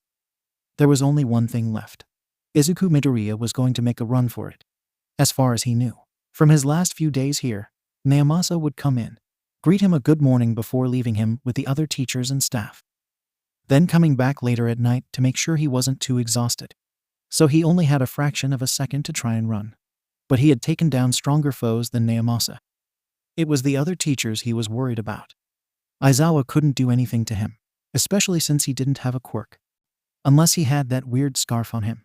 But Izuku highly doubted that he would use it on a rehabilitating ex-villain quirkless student with no way to defend himself. Midnight would just be able to knock him out using her dust, but not without the possibility of putting the other teachers to sleep as well. And present Mike, well, his quirk seemed more like an outside one. If Izuku would be able to make as far as the classrooms or even the student dorms, there's no way he'd be able to risk a student getting in the way. So, in theory, Izuku didn't have to fight them. He just had to outrun them. Sure, they'd catch up to him eventually, and he'd tell them the truth. What else would they be expecting? A villain spy be locked up in an apartment because of some new law and not want more information on it. He figured as long as he made it to the elevators before they could, he should be able to go anywhere in the building. Within the property, of course. He was just looking for info, not to escape. That would throw away his whole betrayal plan. Not to mention he's on a goldmine of info, and his brother might actually kill him if he came back with nothing. At exactly 5 a.m., he was dressed in the clothes he had arrived in, ate a bowl of random cereal, turned on the TV and sat on the couch. By 5:30, he was getting antsy, his mind racing with backup plans on backup plans, and even more backup plans on those, his left leg shaking as he tried to look like he had zoned out while watching TV. By 5:45, he felt he was ready, sitting up straight, taking deep breaths to calm his nerves as he slowly waited for his plan to be put into action. At 5:50, he let out a fake yawn, contributing to the idea that he hadn't had any sleep that night. 5:55, he couldn't help his eyes flicking back and forth from the door. At 6 a.m., he heard the telltale sound of a lock clicking. He was up on his feet before the door was even all the way open. He rushed through, pushing 𝐬𝐻𝐷 out of the way as he was free. Izuku, wait. He ran into the elevator, quickly pressing the button. 𝐬𝐻𝐷 was right on his tail as the doors shut tight, and bringing Izuku to anywhere he wanted. There, that part was simple. Now for the fun part. He let the elevator go down a few floors before pressing the emergency brake button. It came to a complete stop, and Izuku only had a few minutes before someone would start it back up again. He stood up in the railings lining the walls around the elevator and pushed open the emergency hatch on the ceiling. He carefully pulled himself onto the elevator, and just as he timed it, there was an open vent that was the perfect size for him to crawl into. Sometimes Izuku even surprised himself. With skills like his, who even needs a quirk? Very carefully, he moved onto his stomach and started army crawling into the vents. Spider webs and dust immediately clouded his senses. His eyes became itchy, red and watery. But he kept moving, knowing his target wasn't that far away. He held his breath as much as possible, not wanting any filth in his lungs. Now be okay. Shit, why were there people there? Shouldn't his escape have alerted the teachers? He looked down through the vent he was supposed to go through. I just don't think it's safe to keep a villain on school grounds. Double shit, it was the 2 students from the night before, Candy Cane and 4 Eyes. I'm glad that he is getting the help he needs, but does it have to be in a school full of children? 4 Eyes went on. I'm just worried that something will happen. Ida, Candyhead interrupted. This school isn't just filled with students, but heroes in training, and most of the staff are pro-heroes themselves. This is probably the best place for him. Izuku rolled his eyes. Why did everybody have such an inane trust in heroes? Heroes were about as trustworthy as the vent he was laying on and supporting his weight. In speaking of that, these 2 needed to go before he ate his words. I'm just worried. 4 Eyes continued, gently taking the other's hands. I know you can handle yourself, probably better than anyone, but... He slowly trailed off, looking down at the other. What were these 2 doing in the staff room anyways? Creak. Shit. It'll be okay, Ida. The other smiled at him. There are pro-heroes watching him constantly. What's going to happen? What, he's going to somehow? Fuck. Suddenly the vent dropped out from under him, and Izuku landed on the floor. Both of the students looked at him, wide-eyed and completely startled. Escape? Izuku groaned before standing up. He hadn't planned on this. Shit. He brushed himself off and looked over at the 2 students. Both looked so incredibly flabbergasted that he could have laughed out loud. But he had a job to get done, and he'll be damned if he went back with nothing. He threw them a middle finger as he opened up the student files cabinet. Wait, hold on. Four Eyes let go of the other as Izuku got the cabinet open. Izuku let out another frustrated groan. Look, I don't have time for a lecture by some goody two-faced hero, he said, not even looking at them as he took pictures of the student files. Lecture? I'll do much better than lecture, Izuku gasped as he was lifted up and maneuvered into the arms of the glasses hero in training. He tensed up immediately, not too keen on anyone touching him since last night. He glared up at the trainee, Ida, he thought. But the student didn't seem to care as he started walking and talking. The shorter peppermint guy close behind him. Firstly, Mr. Aizawa must be wondering where you are. He ensured us that you wouldn't be allowed to leave for at least another 2 weeks. And secondly, let me go, you fucking hero, Deku yelled, kicking his legs wildly and trying to shove him away. But the taller hero was too strong. Stay still, he exclaimed, trying to wrangle Izuku back into his arms. There isn't a need to be difficult. Then put me down, you motherfucker. Language. The hero had a strong grip in Izuku, and Peppermint wasn't far behind them as Ida fought Deku out of the staff room. Stop struggling. Todoroki, can you please wait? Izuku stopped struggling for a moment and looked over at Zuko from Avada. He meant Todoroki. You're Shadow Todoroki, he said with wide eyes. He had no doubt that he looked dumbfounded. Ooh, Todoroki looked over at Ida, who was shaking his head no furiously, before nodding softly. Why, yes. Deku looked between the two of them. Back then he had convinced himself that going after these two would be a bad idea. Back then, he had been told that he would be killed in an instant, just like Stain. Now, with his mentor's killers in front of him, touching him, he felt a surge of anger. In one swift motion, he punched Ida Tenya in the face. Todoroki Shadow wasn't really quite sure what he was doing. All he knew was that one moment he was comforting his boyfriend and encouraging him that the villain being kept in the faculty dorms wouldn't do anything and everything was okay. The next thing he knew, that same villain made him a liar and punched his boyfriend in the face. Hey! Ida dropped Quirkless on the ground, and the villain immediately tried to make a run for it. Todoroki leapt into action, effectively jumping on him, pinning him to the ground. Quirkless glared up at him and attempted to squirm out from under him, but in an instant, Todoroki grabbed his wrists in his right hand.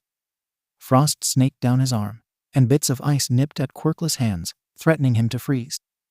Now, Todoroki said with a pant. What are you doing here, Quirkless? The boy under him rolled his eyes and looked to the side. Nothing too important, he replied, looking rather bored with the conversation. It is, Ida intervened, waving his arms around. You were in the teacher's lounge, which is strictly off limits, especially to you. Then why were you two in there? Looked like smooching if you ask me.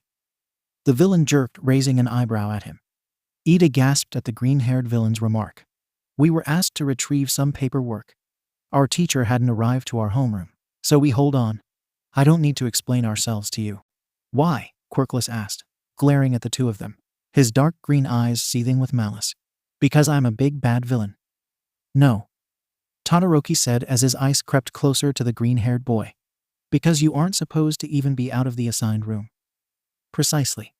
Ida added. We researched the Rehabilitation Act last night, and while I still feel it's dangerous to have you around a school, I understand. That is why you need to be brought back to your chaperone. Ugh, Quirkless stuck out his tongue in disgust. You are just too good, aren't you, Four Eyes? Good. Maybe you'll learn a thing or two from him. Todoroki scowled at him, sticking up for his boyfriend.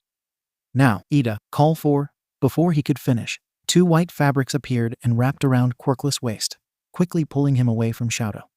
Aizawa glared at him as he held him upside down in midair. What do you think you are doing? Quirkless looked almost a little bit more scared as he was forced to look dead into the tired, angry eyes of Aizawa. I was roaming, checking out the place. It's different during the day than at night. Bullshit. Aizawa replied calmly. He looked over at his two students and nodded. Don't worry, you two. I'll take it from here. Thanks. Now get to class. He called out as he started walking away from them, a very angry villain glaring at them along the way. Todoroki watched as they disappeared into an elevator, and sighed softly. The ice on his arms disappeared. He looked over at Ida, who seemed very frazzled. Hey, he said softly, slipping his hand against his. "Are you okay?" he asked. Yes," he replied, blushing and looking down at him. "I am just surprised is all. I didn't think that today would start off with us stopping a rehab villain. But I suppose you were right." He looked down at him and smiled softly. "It was okay." "What the hell were you thinking?" Deku sighed softly and bowed his head, not in shame, but in annoyance. After Aizawa had found him, he had contacted the other teachers and his mother. She was sitting by his side, gently holding his hand. "I was thinking," Deku snapped, "that now would be the best time for me to learn more about the students in the hero program. That's all." Naomasa gave him a hard look, one that was undeniably outraged. He squeezed his mother's hand and looked up at him. "I'm so tired of being locked up in here. You can't blame me for wanting to escape.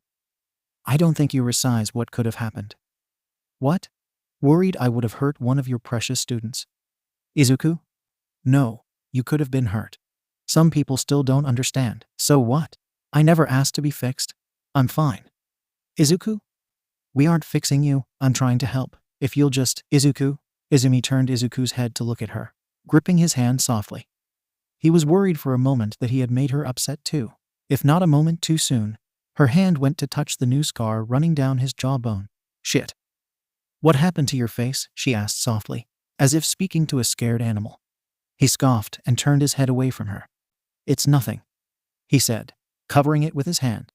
Shit. He had been so focused on trying to get information and figuring out how to please his brother that he had completely forgotten about the previous night's occurrence. Naomasa gave him a confused look before getting down on one knee in front of the two, inspecting Izuku's face. "Izuku." He went silent. How could he be so stupid? Izuku. How could he let himself be caught a second time? How could he have been so useless and pathetic? "Izuku." There was a hand on his cheek. Naomasa had turned him to look at him and his mom. She had a hand on the cheek that was hurt. His bad cheek. It hurt. She couldn't see him like this. It hurt. "Izuku, breath Izuku, okay? Just focus on us and breath. Ready. In for 4 seconds, out for 8, okay?" No, this wasn't right. What were they doing? He didn't trust them. He realized he was panicking. His hands were gripping onto his hair tightly. It hurt. He had to calm down. So he did what they told him. He took a deep breath for 4 seconds and let it out for 8 seconds. Repeat. Slowly, his hands left his hair. His scalp still hurt. He had been gripping it too hard. His mom smiled when she realized he was coming back and wiped some of his tears away. He hadn't even realized he had been crying. "Izuku, I know this is a lot," Naomasa said after he had been calmed down for a while. He talked slowly, like anything he could have said might set him off again. Deku didn't need his sympathy. Although it might just be the way people talk to people after having an attack. He didn't know. He would just hold himself up somewhere until he felt better. "I need you to tell me who did this to you." He quickly held his hands up, like Deku could explode.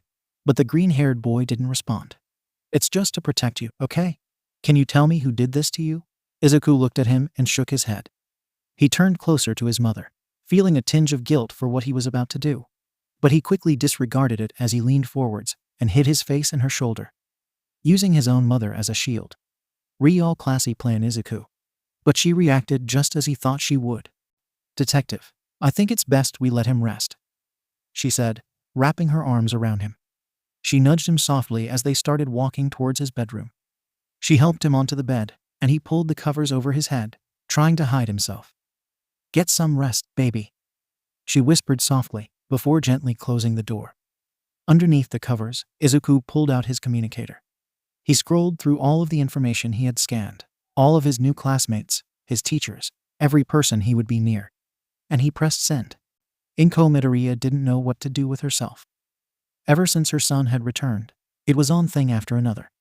Not just with him, of course, but with her family and even the press. Most people had forgotten about the child missing incident All Might had been involved in. It was almost 13 years ago, but news reporters were not most people. After word had gotten out that the Rehabilitation Act was in place, many people started to theorize who it could be. Part of the act was that the press couldn't get involved, as it could jeopardize the child and distract them from what was really important during this time. But that rule was never extended towards the family. And that's why 𝐀𝐦 𝐍𝐸 found herself in the situation she was in now. Her and TOSHINORI were just getting back from date night. Ever since Izuku had returned, their usual Wednesday date nights had turned to Thursday or Friday nights. Luckily, both of them were available on Thursday. Unluckily, when they returned, she found her front porch swarming with reporters and cameramen. "Oh dear," she said softly, "perhaps we should." Before she could even finish her sentence, one of the cameramen turned and pointed at her. "It's her. There she is," he called, getting everyone else's attention. They all turned and looked at her, and she quickly drew back into Toshi, right before the crowd started barreling in on them. "Miss Midoriya, can we assume your son to be part of the rehab act? Miss Midoriya, is it true they found your son? Is Izuku the quirkless villain? Will there be a trial?" This had all happened before, nearly 13 years ago, when Izuku had first disappeared. Back then there was only one thing that would make people go away. And well, he should be in his dorm room. Should be. "Hey!" A booming voice could be heard over the chaos as firecrackers went off in his hand. 𝐀𝐦 sighed at the sight of her nephew, Bakugo. Okay, so Bakugo wasn't really her nephew. But after Izuku had disappeared, the Katsukis visited more and more. Her best friend coming whenever she needed her, getting groceries, doing any chores, and just being there for her. Then there was little Bakugo. With his quirk discovered, he had never been afraid to use it to scare people away from his auntie. He had been like her tiny bodyguard. Things never really change. "If you rats don't leave right now, I won't be afraid to blast you myself." The reporters immediately left, all running in different directions, to their cars, vans, or straight up dropping what they were holding and running away. 𝐀𝐦 let out a sigh of relief and looked up at Bakugo. His furious look changed to his usual, as his mom would say, resting bitch face. "Are you all right, Auntie?" he asked, walking up to them. "Yes, Bakugo, we're all right," she said with relief. "Thank you, Bakugo. That quirk of yours sure comes in handy," TOSHINORI said, patting him on the back. It had taken some time for Bakugo to get used to Yagi. When he first started showing up regularly, not as All Might of course, but just as himself, Bakugo had wanted nothing to do with him. After some time though, 𝐀𝐦 liked to think he realized how much they made each other happy, and let them fall in love. Or maybe it had something to do with a certain red-haired student. Bakugo rolled his eyes at Toshi, but didn't say anything. But there was something about him that seemed uneasy, antsy. The last time he had shown up like this at night had been for dating advice after he had blown up at his boyfriend and got into a fight. "Let's get inside before anyone else shows up," 𝐀𝐦 suggested, walking to the front door with her key and unlocking it. She let Bakugo inside first so she and Yagi could say goodnight. He leaned down so he could kiss her cheek, and she smiled, almost feeling like a teenager in love herself. "Are you going to be okay on your own?" he whispered, sounding worried as he touched his forehead with hers. "Don't worry, Yagi, I'll be fine. Besides, I have Bakugo. That's what I'm afraid of." 𝐀𝐦 frowned and slapped his shoulder at his teasing. He laughed and kissed her again softly before letting her go. "Are you stopping by for coffee in the morning?" she asked as he took a step down from her porch. He never looked away. "Of course. I'll stop by before going to the school." He always did. "Good night, Yagi." "Good night, 𝐀𝐦." 𝐀𝐦 turned and stepped inside, closing the door behind her. She sighed, pausing for a moment before moving herself into concerned aunt mode. Bakugo was sitting in her living room, hands inside of his red riot sweatshirt, and glaring down at the floor. Most people would have assumed he was angry. He was almost always, or at least people thought. But 𝐀𝐦 knew better. She smiled softly and went towards the kitchen, quickly making the two of them some of her famous feel-better cocoa. She brought out 2 mugs, one being Bakugo's favorite All Might cup and one was a white mug he had decorated for her one year for her birthday when he was younger. It said "World's Best Fucking Auntie" on it with the word fucking scribbled out and tiny explosions. She brought the cups to the living room and handed her nephew his. His glare had subsided into a confused stare, only to break when he saw the cocoa and took it gently from her. "Thanks." She smiled and sat down in the chair across from him. "Now, are you going to tell me what you're doing here past curfew?" she asked, taking a sip from her mug. "You're not going to tell anyone, right?" he asked, seeming a bit concerned. "Bakugo. That's the great thing about being an aunt. I can spoil you rotten without having to deal with any consequences," she said with a laugh. He chuckled softly, breaking out of this neutral look. "What's the matter? Did you have a fight with Kirishima again?" she asked. "No, we're good." It's, have you seen 𝐬𝐻𝐬 lately? He asked. 𝐀𝐦 shouldn't have been this surprised, but she couldn't help it. She looked down at her mini marshmallows floating in her drink, still smiling softly. I've been going every day. It had been a few weeks since her son's last apartment escape. He hadn't said a word about the mysterious scar on his cheek, or who could have hurt him. Has he been okay? He asked. He's okay. Still being, well, him. But he's okay. She explained and looked at him a bit confused. Have you visited him at all? 𝐻𝐻𝐬 was silent for a moment before shaking his head. 𝐀𝐦 knew about their little confrontation from before. I thought I'd be able to see him without getting angry. He started slowly, looking at his 𝐀𝐻𝐬. But I got mad the moment I saw his face. I don't know what happened. I just got so mad, and the fact that he was a villain, it made me think. I did that to him. He looked up at his aunt. He was shuddering, his knuckles turning white against his mug. 𝐀𝐦 had seen this before. He had blamed himself many times when he was younger. How could he not? He had been right there when it had happened. His mind came up with every excuse of how he could have saved 𝐬𝐻𝐬. He could have been faster, stronger, if he used his quirk, if he tried hitting, punching anything. 𝐀𝐦 knew that there used to be nights where a little 𝐻𝐻𝐬 would wake up crying and screaming that he was sorry. Survivor's guilt, his therapist used to call it. He didn't go to therapy anymore. He had been doing pretty good for a long time. He'd still remember sometimes, but 𝐀𝐻𝐬 always told him the same thing. 𝐻𝐻𝐬 𝐶𝐻𝐬, don't you dare blame yourself for what happened to him. She said firmly, but the look on her face was soft and caring. But no, 𝐻𝐻𝐬, she continued, holding up her hand. You were 4 years old. You were scared and afraid, and that's okay. She got up from her spot, setting her drink down on the coffee table. I would have been even more devastated if something had happened to you too. She walked over and sat down next to him. She held out her hands to take his mug, only taking it when he placed it in her hands. She set it down across from her own and held out her hands once more. He looked at them before gently putting his hand on hers, gently gripping them. You are safe. She started slowly, letting him hold her hands as tight as he needed. You are loved. I don't know what I would have done if both of you had disappeared. 𝐻𝐻𝐬, you are the son I never got to have. The sweet boy I was able to watch grow up into a pro hero, and I am so proud of you. Don't ever blame yourself for it again. You hear me? He choked and nodded slowly, swallowing down a sob. She smiled softly at him. Do you want a hug? She asked, softer this time, with much more care and gentleness. He nodded again, and she wrapped her arms around him, helping him calm down from himself. I want to see him, he said softly after a while of silence. That's great, sweetie, but not tonight. Let's get some rest, okay? She said as he let her go and stood up again. Have the last of your 𝐀𝐻𝐬, and then got to bed, okay? I still have your sleepover room all set up. She stood up and ruffled her hand in 𝐻𝐻𝐬's hair. She took her mug from the table and went to go place it in the sink. She sighed softly, a tired smile on her face. Before long, 𝐻𝐻𝐬 was done with his 𝐀𝐻𝐬 and headed to bed, promising to leave when 𝐬𝐻𝐬 left for work. It wasn't long after that he was fast asleep. 𝐀𝐻𝐬 smiled as she checked up on him. She closed the door softly and looked to the room across the hall from him. It had long since been cleaned out, but sometimes she liked to imagine what kind of decorations 𝐬𝐻𝐬 would have put up. What kind of boy he would have grown up to be. She gently touched the door's wooden frame. Affirmation, love, and understanding. These were what 𝐻𝐻𝐬's therapist had told her and his parents when he had been going. Perhaps the two boys weren't really all that different. Please, dear God. Please, please, please let it be over. All right, 𝐬𝐻𝐬, let's go over it one more time. Midoriya hated this. He needed to leave. He needed to do anything else. He would give anything to stop this torture. Math class, literature, friggin' grammar.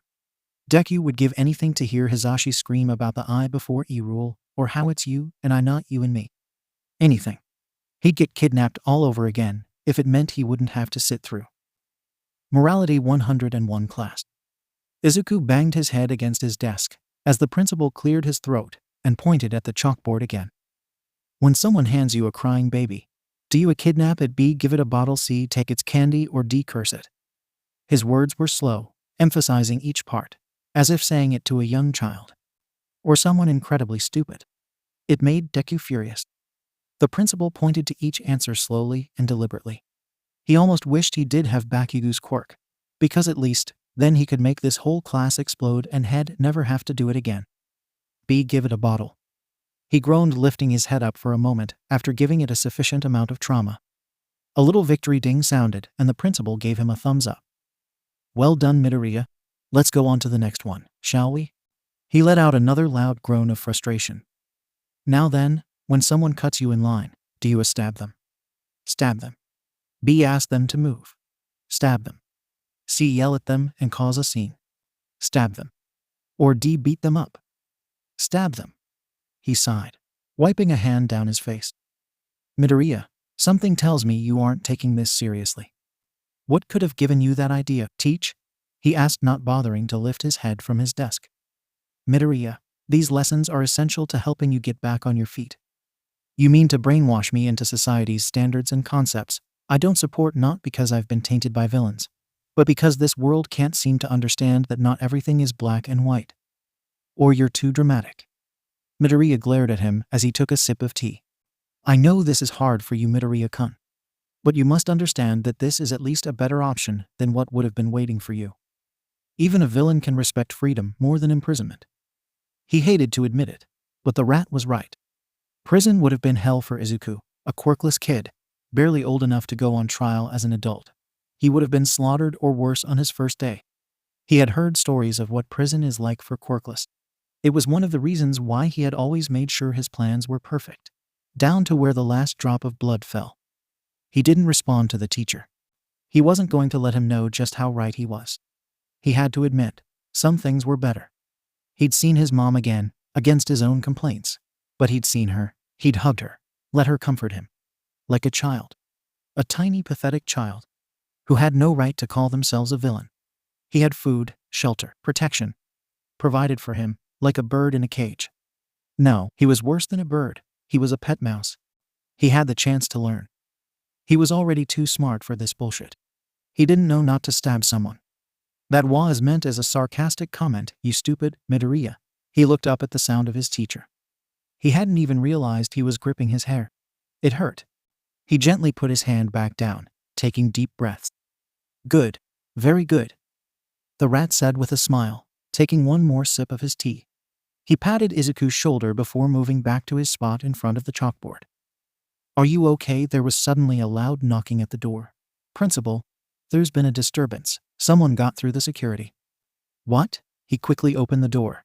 Standing there was Naomasa, dressed in his usual work uniform, holding a walkie-talkie in one hand. He seemed out of breath, like he had taken the stairs instead of the elevator. A villain has gotten past the security. I'll stay here and make sure no one gets to Izuku.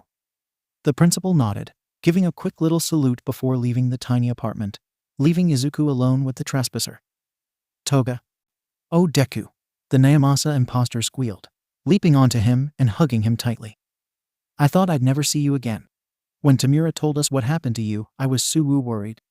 I know you can handle yourself, but you're like a baby brother to me, Deku. You shouldn't have just run off on your own like that. Leaving me behind to deal with the lovebirds is awful. Toga, you're crushing me. The cameras, they can see us. Toga let go of him, giving him a chance to breathe easy. She transformed back into herself, wearing her usual schoolgirl uniform. Oh, silly Deku. I turned off the cameras a while ago, just to see you. She turned slightly, crossing her arms and letting out a loud, HMPH. This wasn't easy, you know. All right. Geez, keep your voice down. Wait. Does this mean you stabbed Naomasa? Only a little. Just enough to get a little taste. Toga. He's an intricate part of my plan. That's why I only did it a little bit. Aren't you happy to see me? Deku had to admit, he was relieved. Toga was the first villain he had ever met that was close to his age. They had grown close after the years they'd known each other. Plus, with her and 𝗵𝗲 around, he had a bit of protection. Whenever 𝗵𝗲 was around, Tamura always had his mind on him. It made things a lot simpler for Deku. When they showed up, he had gotten another brother and sister. Of course I am. But now my plan will have to skip some steps. PSSSSH, you and your plans. She said, plopping herself down on the couch. I don't see why you don't just kill all the faculty and then take over the school. Kinda hard to do that when you're locked in a room. I heard you got out. Yeah, except this place is crawling with goody two-shoe tweens. It's unbearable how much these mindless hits want to become heroes. Hits. Heroes in training. I swear if I hear plus ultra be yelled on more time, I really will kill somebody. Deku said, pinching the bridge of his nose. It's exhausting, and do you see this shit? He waved his hand in front of the chalkboard, gesturing to his idiotic lesson from before. Toga raised an eyebrow before laughing. That's what they're teaching you. It's called Morality 101. That's so stupid. Right. He plopped down on the couch beside her and smiled. He was still confused about something though. Were you here to try and break me out? He asked sincerely. Nope. I knew that'd get you upset. But I figured being around a bunch of snobby heroes had you even more upset. Figured you needed to rant. He looked down at the ground, his hands in his lap. Thanks. You, manners? Don't mention it, silly Deku. We have each other's backs.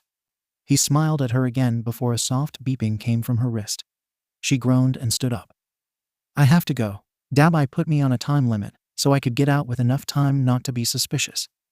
Aren't you suspicious already? She shrugged and turned the beeping off. Probably. But it was worth it to see my little Deku. She was by the door before Izuku even knew it. She smiled a wide toothy grin, showing off her bright fangs. See you later, schoolboy. Let me know if there's any cute girls. With that she was gone. And the next thing the camera saw was the villain, Izuku Midoriya, a ruthless killer, rolling on the floor and laughing. Izuku's knees felt weak, despite his neutral face. Today was the day, after a long boring time of doing the same thing over and over, rotating through the same sets and classes again and again. Today was his first day in a real classroom, in class 3A. He wasn't nervous. At least that's what he told himself as he was escorted towards the classroom by Aizawa. He seemed more alert than usual, though that was expected. Izuku had tried to escape more than a few times since he stole the files of his classmates. He could never get used to this place. The child he tried so hard to suppress couldn't help but be amazed by all the different quirks and powers the students and faculty had. He couldn't help but feel in awe and jealousy. They soon arrived at a classroom door with a sign that said 3A. Don't try and stir up trouble, Aizawa advised. Most of these students are fully trained and have already taken on some of the top villains. Izuku already knew this. He couldn't count the amount of times Shigaraki had gotten upset over something this class had done. I have full confidence you would be nothing to them. Is that a threat? Izuku asked with a lopsided smirk. Or a challenge? It's a warning, don't be an idiot. Izuku deflated a bit as Aizawa opened the door to the classroom. The entire class seemed to stop what they were doing and stared at them. Izuku glared back as Aizawa ushered him inside. Everyone take your seats. We have a new student to introduce. Aizawa stood at the front of the class, a sleeping bag rolled up next to his podium. Izuku's eyes wandered over the students' faces. He recognized a few, of course 𝐀𝐦, who had continued to visit him from time to time. They never ended pleasantly, typically with a teacher trying to split them up. But it kept Izuku on his feet. Kirishima, Bakugu's boyfriend, was another. He liked to poke fun at Bakugu for going soft. Then there was the Todoroki boy and Ida Tenya, who he had run into, or rather had fallen on top of while borrowing the files for his brothers. He caught on to a few others, mostly Bakugu's not his friends.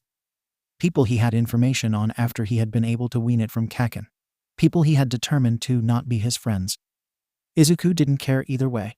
As you know, the government has implemented the Villain Rehabilitation Act, which states that any villain found to be 18 years or younger have a chance to redeem themselves and be held for rehab. Aizawa started. Izuku rolled his eyes. Who were they kidding?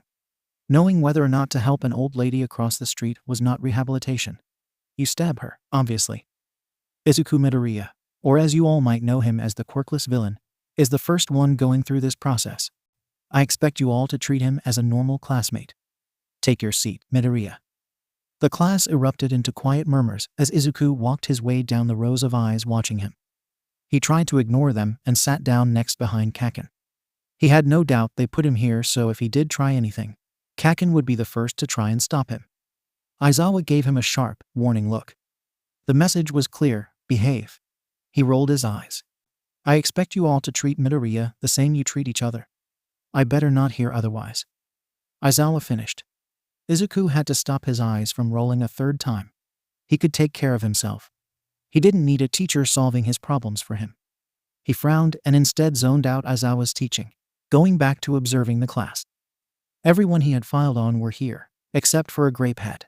But his file had said something about sexual harassment, and how his place had been taken by a different purple-haired student or something. Izuku didn't really care. He had been telling himself a lot lately. That he didn't care, or that he was just using the faculty. There was only one thing that mattered to Izuku Midoriya, and that was chaos. He didn't end up paying attention to the class. He figured the teachers were going easy on him today. If he zoned out on their one-on-one lessons, each teacher would call him out for it, or find a way to draw his attention back. It didn't seem to be the case today. He didn't feel comfortable here. How could he? He was a villain in the middle of a class of trained to be heroes. Trained to be heroes with powerful quirks. He felt eyes on him from every direction, watching him make to see if he would slip up. To see him make a mistake. He didn't like it. So he entertained himself by writing and, every once in a while, kicking the back of Bakugo's chair. The bastard could punch him for it later. He was about to get his sixth kick in, waiting for Kaken to explode, when the class ended and a different teacher walked in. Izuku felt his breath cut off. Standing there in a bright yellow pinstripe suit was his hero, his enemy, his captor. All Might. Good morning, students. Before we begin, I'd like to. Izuku Midoriya could already feel himself shaking. But whether it was from fear or rage, he couldn't say. Every one of his instincts told him to do something, anything.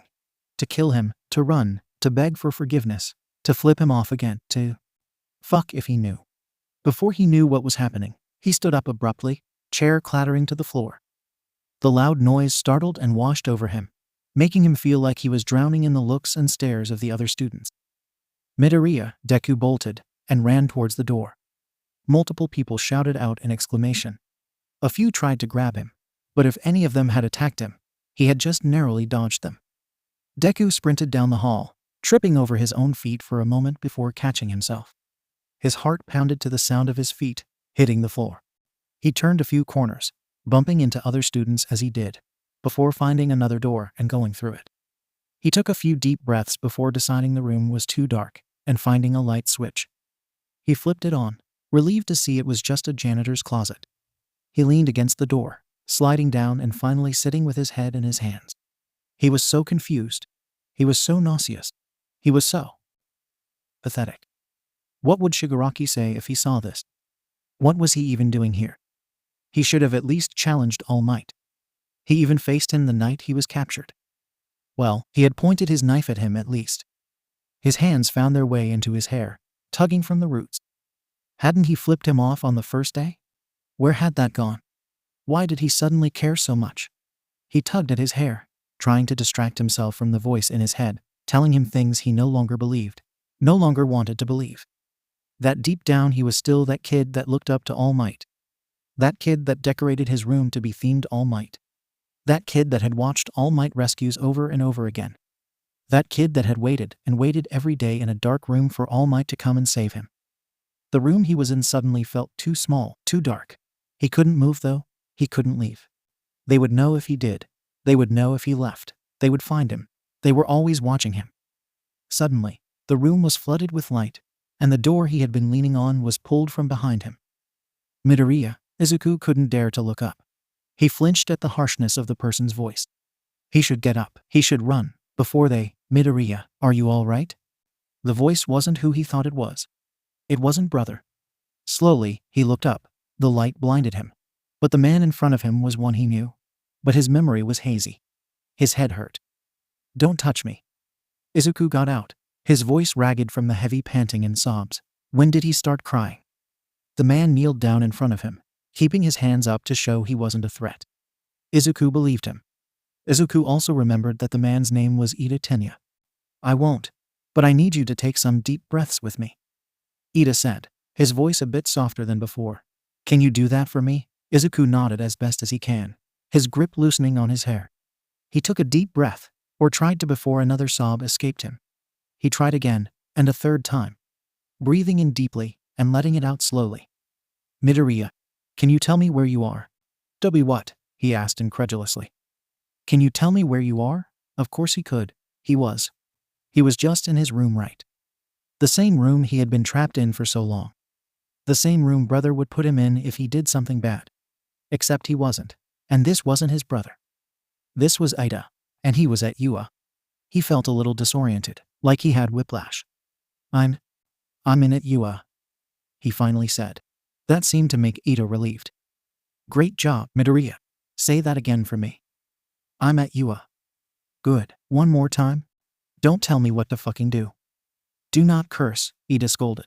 But that means you're at least okay. Midoriya scowled up at him, before standing up and brushing off his pants. Of course I'm okay.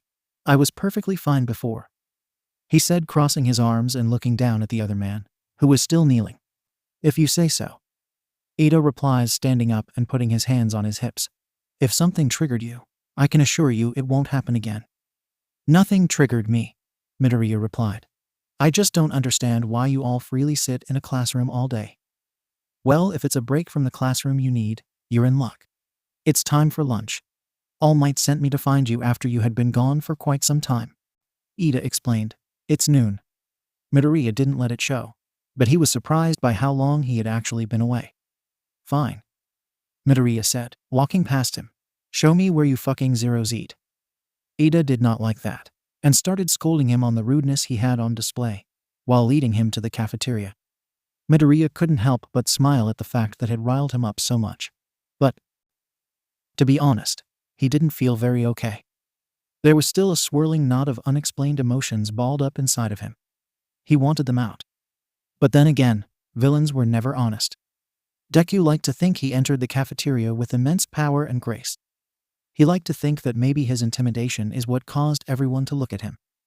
The fact that some villainous royalty, the prince of the League of Villains, was gracing them with his presence.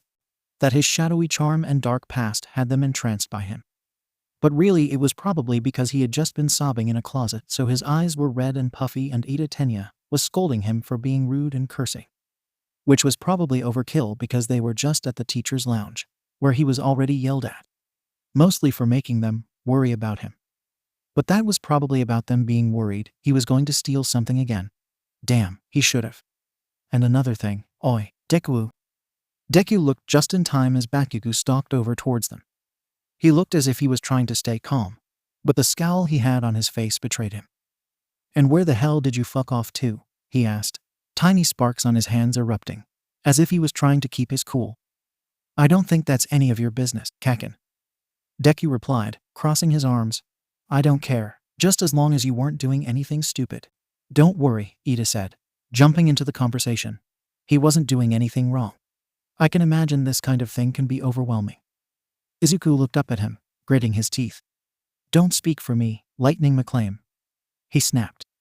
Yeah, this isn't any of your business, Twinkle Toes. Somehow, Bakugo snapping at Ida made Izuku even more mad. Even though he had just done the same thing.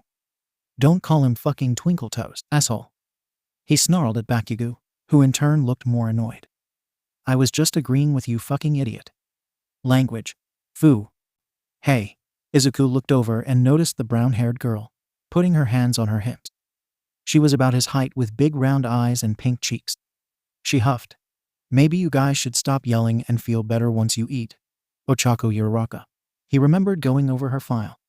Though, instead of ravenous taking in information like he had with Ida and Todoroki, he had just skimmed over hers. Something about being able to manipulate gravity. He had seen it from the window that faced the training field. It had made the side of him he hated look on with glee. It made him sick. Bakugo huffed, and, to Deku's surprise, shoved his hands in his pockets. He turned away, and started walking towards a different table. Whatever. Go eat, Deku. Don't tell me what to do. Izuku muttered before bumping past Ida, who he couldn't help but notice the concerned look on his face. Ugh, disgusting. Izuku Midoriya held his head high as he walked through the sea of whispers and stares the other, lesser, students. He couldn't help but feel a bit like his normal self. The rumors of a villain had already begun. He could almost feel their frustration, their fear. Most people would have cowered under the stares of others. But not Izuku. He thrived on them, knowing who he was. The quirkless villain. He could bury the part of him that had bubbled up and overwhelmed him earlier. If for only a moment, he felt powerful. He grabbed his lunch trays and walked over to Ochako's table with stride and purpose. At the table also sat Ida, Todoroki, who seemed to be just arriving as well, Sue, the frog girl, and Yaoyorozu. They seemed startled, but that was probably because he purposefully set down his tray loudly. He sat down right next to Ochako. He looked at her and frowned. Here's the deal, I don't need you, he pointed at Ida. Or you, he pointed at Ochako. Patronizing me. He turned back and looked at his food as an awkward silence fell on the table. Patronizing. Midoriya, that's not what. Oh yeah, sure. I forgot. You all are training to be heroes.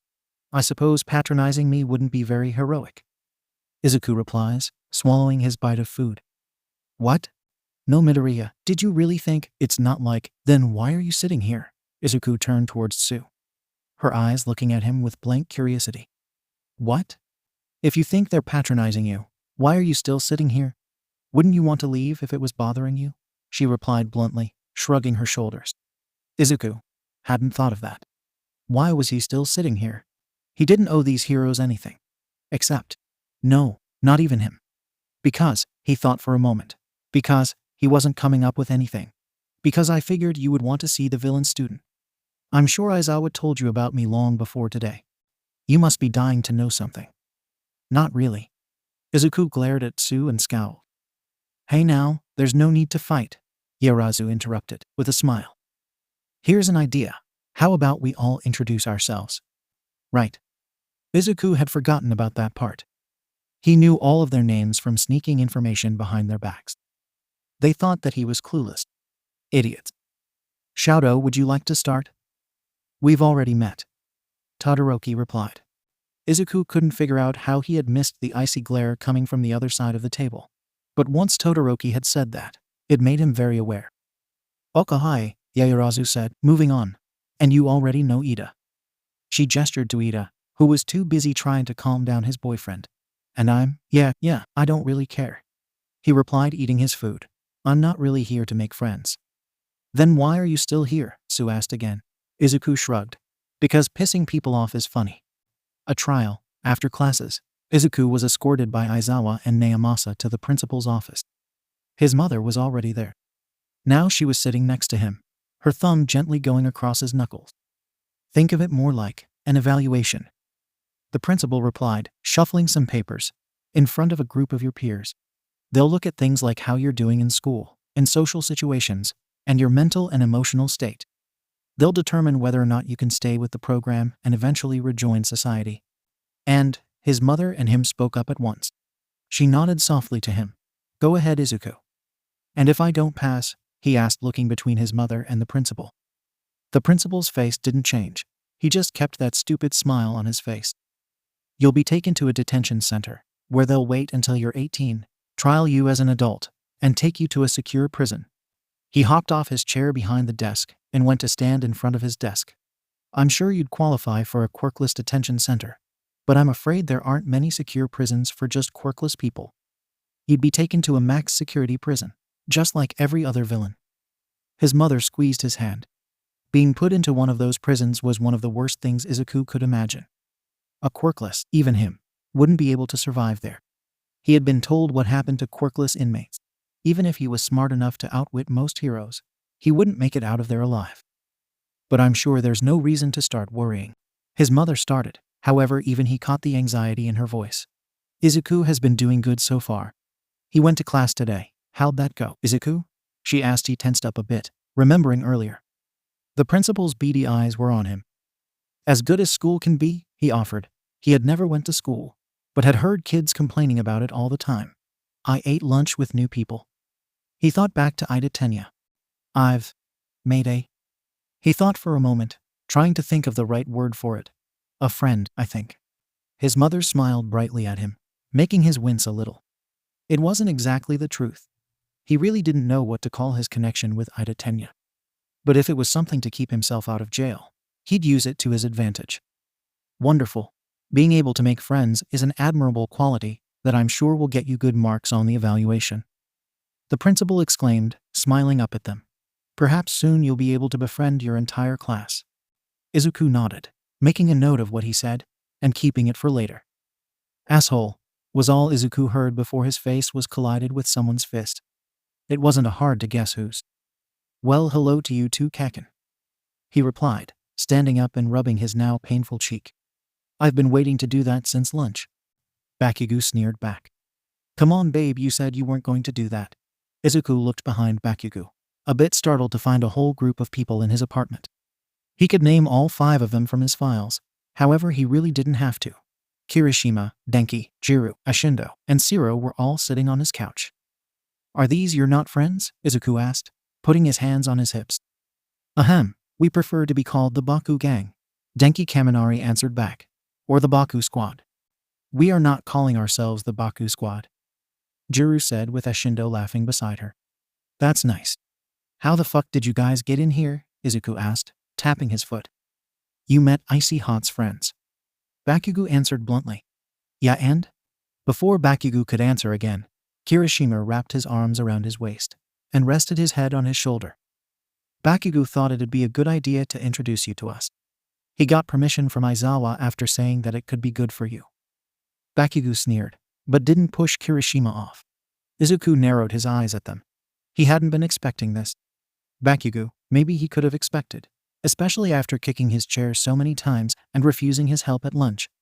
"Don't look too far into it, Deku," 𝗏𝗃𝐬 said, but not denying anything the others had been saying. This was a surprise. Izuku Midoriya was used to the unexpected by now. "I see," he finally said after thinking. "Well, I guess I wasn't expecting you to be so friendly, Kaken," he teased, emphasizing his nickname. Denki let out a loud laugh. "Ha, Kaken. Ha ha." Shiro put a hand over his mouth, but the moving of his shoulders couldn't hide the fact he was still laughing.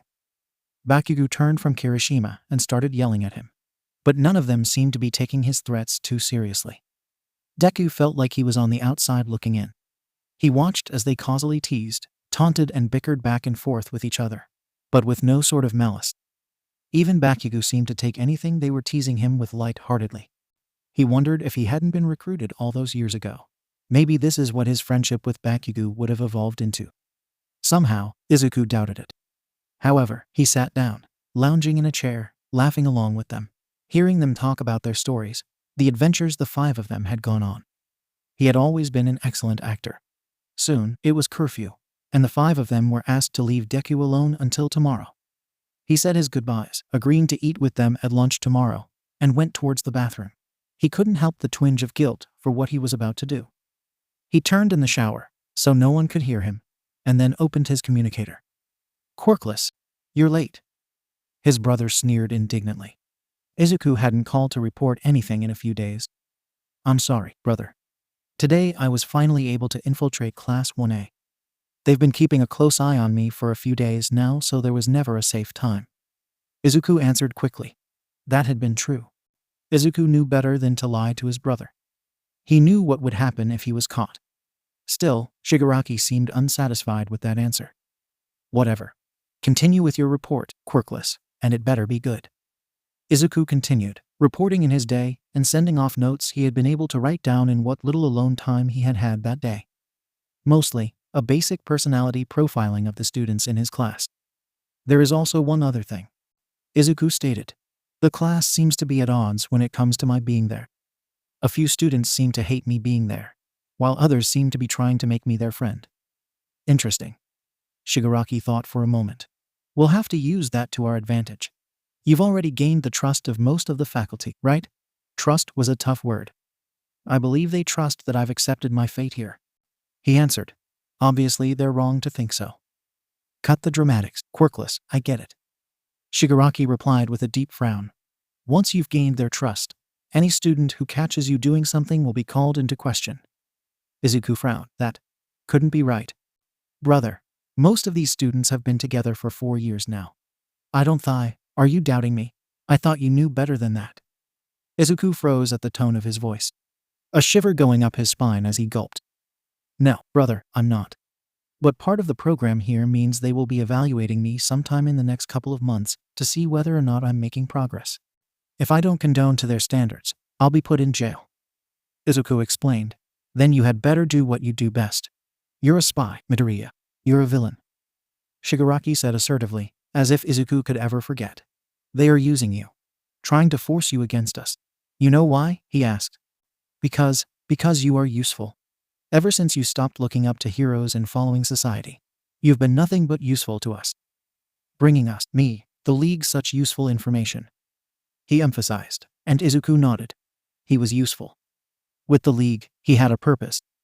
With the League, he could help. They had made him strong. No matter what doubts he had, he was powerful as a villain. He felt it back at the lunchroom, where people watched him with horror and fear. He was strong. To these people, you're nothing more than a lost boy they have to save. Is that what you want, Midoriya? His brother asked. No, brother. I'm stronger than that, he replied, straightening his shoulders. Good. Keep it that way. Anything else to report? No, brother, but I do have a request. Shigaraki quirked his head to the side, his expression hidden behind the hand, usually covering his face. What might that be? Whatever it is you're planning. Whatever you're thinking of doing to Class 1A. He started, a fiendish glow coming from his emerald eyes. Leave Tenya Ida and Todoroki Shoto to me. Tamura Shigaraki has been 11 years old when his master introduced him to his little brother, Izuku Midoriya. Back then, Izuku was nothing more than a scared, 5-year-old, quirkless child, who cried for his mommy at night. While Shigaraki had been like no kid Izuku had ever seen. Instead of carrying toys, he carried around hands, sometimes even wearing them as masks to hide his face. Neither got along right away. Shigaraki hated how whiny and a crybaby Izuku was, and often threatened him to get him to stop. Threatening to take off his gloves and make his arm disappear if he didn't stop crying at night. Izuku's new brother also played bad. He liked to destroy things, break things by making them disappear. Sometimes he even did it to small animals, like mice. He could turn them to dust before Izuku's eyes. It scared him. Another reason why they never got along was because while Shigaraki had already learned that heroes were nothing more than fools, dancing for the public, for the false justice society believed in, Izuku took months to understand no one was coming for him. Not the police, not All Might, not his mother. He had tried to escape, of course. But every time he tried, he was caught, thrown into a dark, small room until he learned. And then Tamura using his quirk to leave a reminder. When he was 6 years old, however, their master sat him down in front of the TV, pressed play, and made him watch his own funeral. It was the first time he had seen his mother in the year he had been kidnapped. By the time he was 10, he wasn't the same child. He was cold, emotionless, his life a stain on the burden of society. He finally knew what it meant to live in the world where people were not born equals. He finally knew what his master was fighting for. He wanted to be a part of it. He didn't want to be a weak, helpless child anymore. He wanted to be as powerful as his big brother, Shigaraki, who was now 16 and being prepared to form a group of villains, just like their master had told him to. He told Master he wanted to be powerful too. He had asked if a quirkless like him could ever become a powerful villain. He remembered what he said, word for word, as each one pounded into his cold, dead heart. Izuku, you too can become a villain. However, Izuku would need more help. With his big brother's and Kirigiri's quirk, it would make it harder for him to train one-on-one. He'd need someone who could train without accidentally activating their quirk, at least for now. In entered Stain, an ex-vigilantes turned villain. He was a master of stealth. Something Izuku, with how small he still was, had potential in. He had heard of the group Shigaraki was putting together and wanted to be a part of it. Shigaraki had agreed, but only after he had an agreement that he would train up Izuku. While Stain had not been too thrilled about keeping a kid around, he soon got attached to the kid. He taught Izuku everything he knew, from stealth to fighting, and especially to killing. At age 13, Izuku Midoriya had killed a man. Stain had taught him so much more than anyone at UA could ever teach Izuku. At least that's what he thought. Then he heard about Stain being behind bars. He hadn't seen any of it in person. But once he understood, he followed the news stories about it like it was his obsession. He knew about Stain's paralyzing ingenium. He knew that Ida Tenya had gone after Stain in the pursuit of revenge. He knew that Stain would have won if it hadn't been for Todoroki Shoto showing up. He knew Todoroki froze him while he had been dealing with Ada, encasing him in ice. He knew Todoroki then gathered his friend, and together they informed the police. He knew they were to blame for Stain's imprisonment. Izuku Midoriya's cold, dead heart bloomed with a new passion. He wanted to destroy them. To kill Ida and Todoroki. However, with them safely tucked behind UA's walls and his brother focusing him on other plans, He had never had the chance to fully put his revenge into motion. Until now, that is. Izuku Midoriya was 17 years old, staring up at the ceiling of the bedroom he didn't belong in, thinking of all the ways he had thought of putting the two to death. But his mind kept going back to the morning before, of Ida finding him in the closet and helping him back up. God, after everything Izuku had been through, he truly was pathetic. He turned on his side, looking out the window instead, and waited for the sun to rise.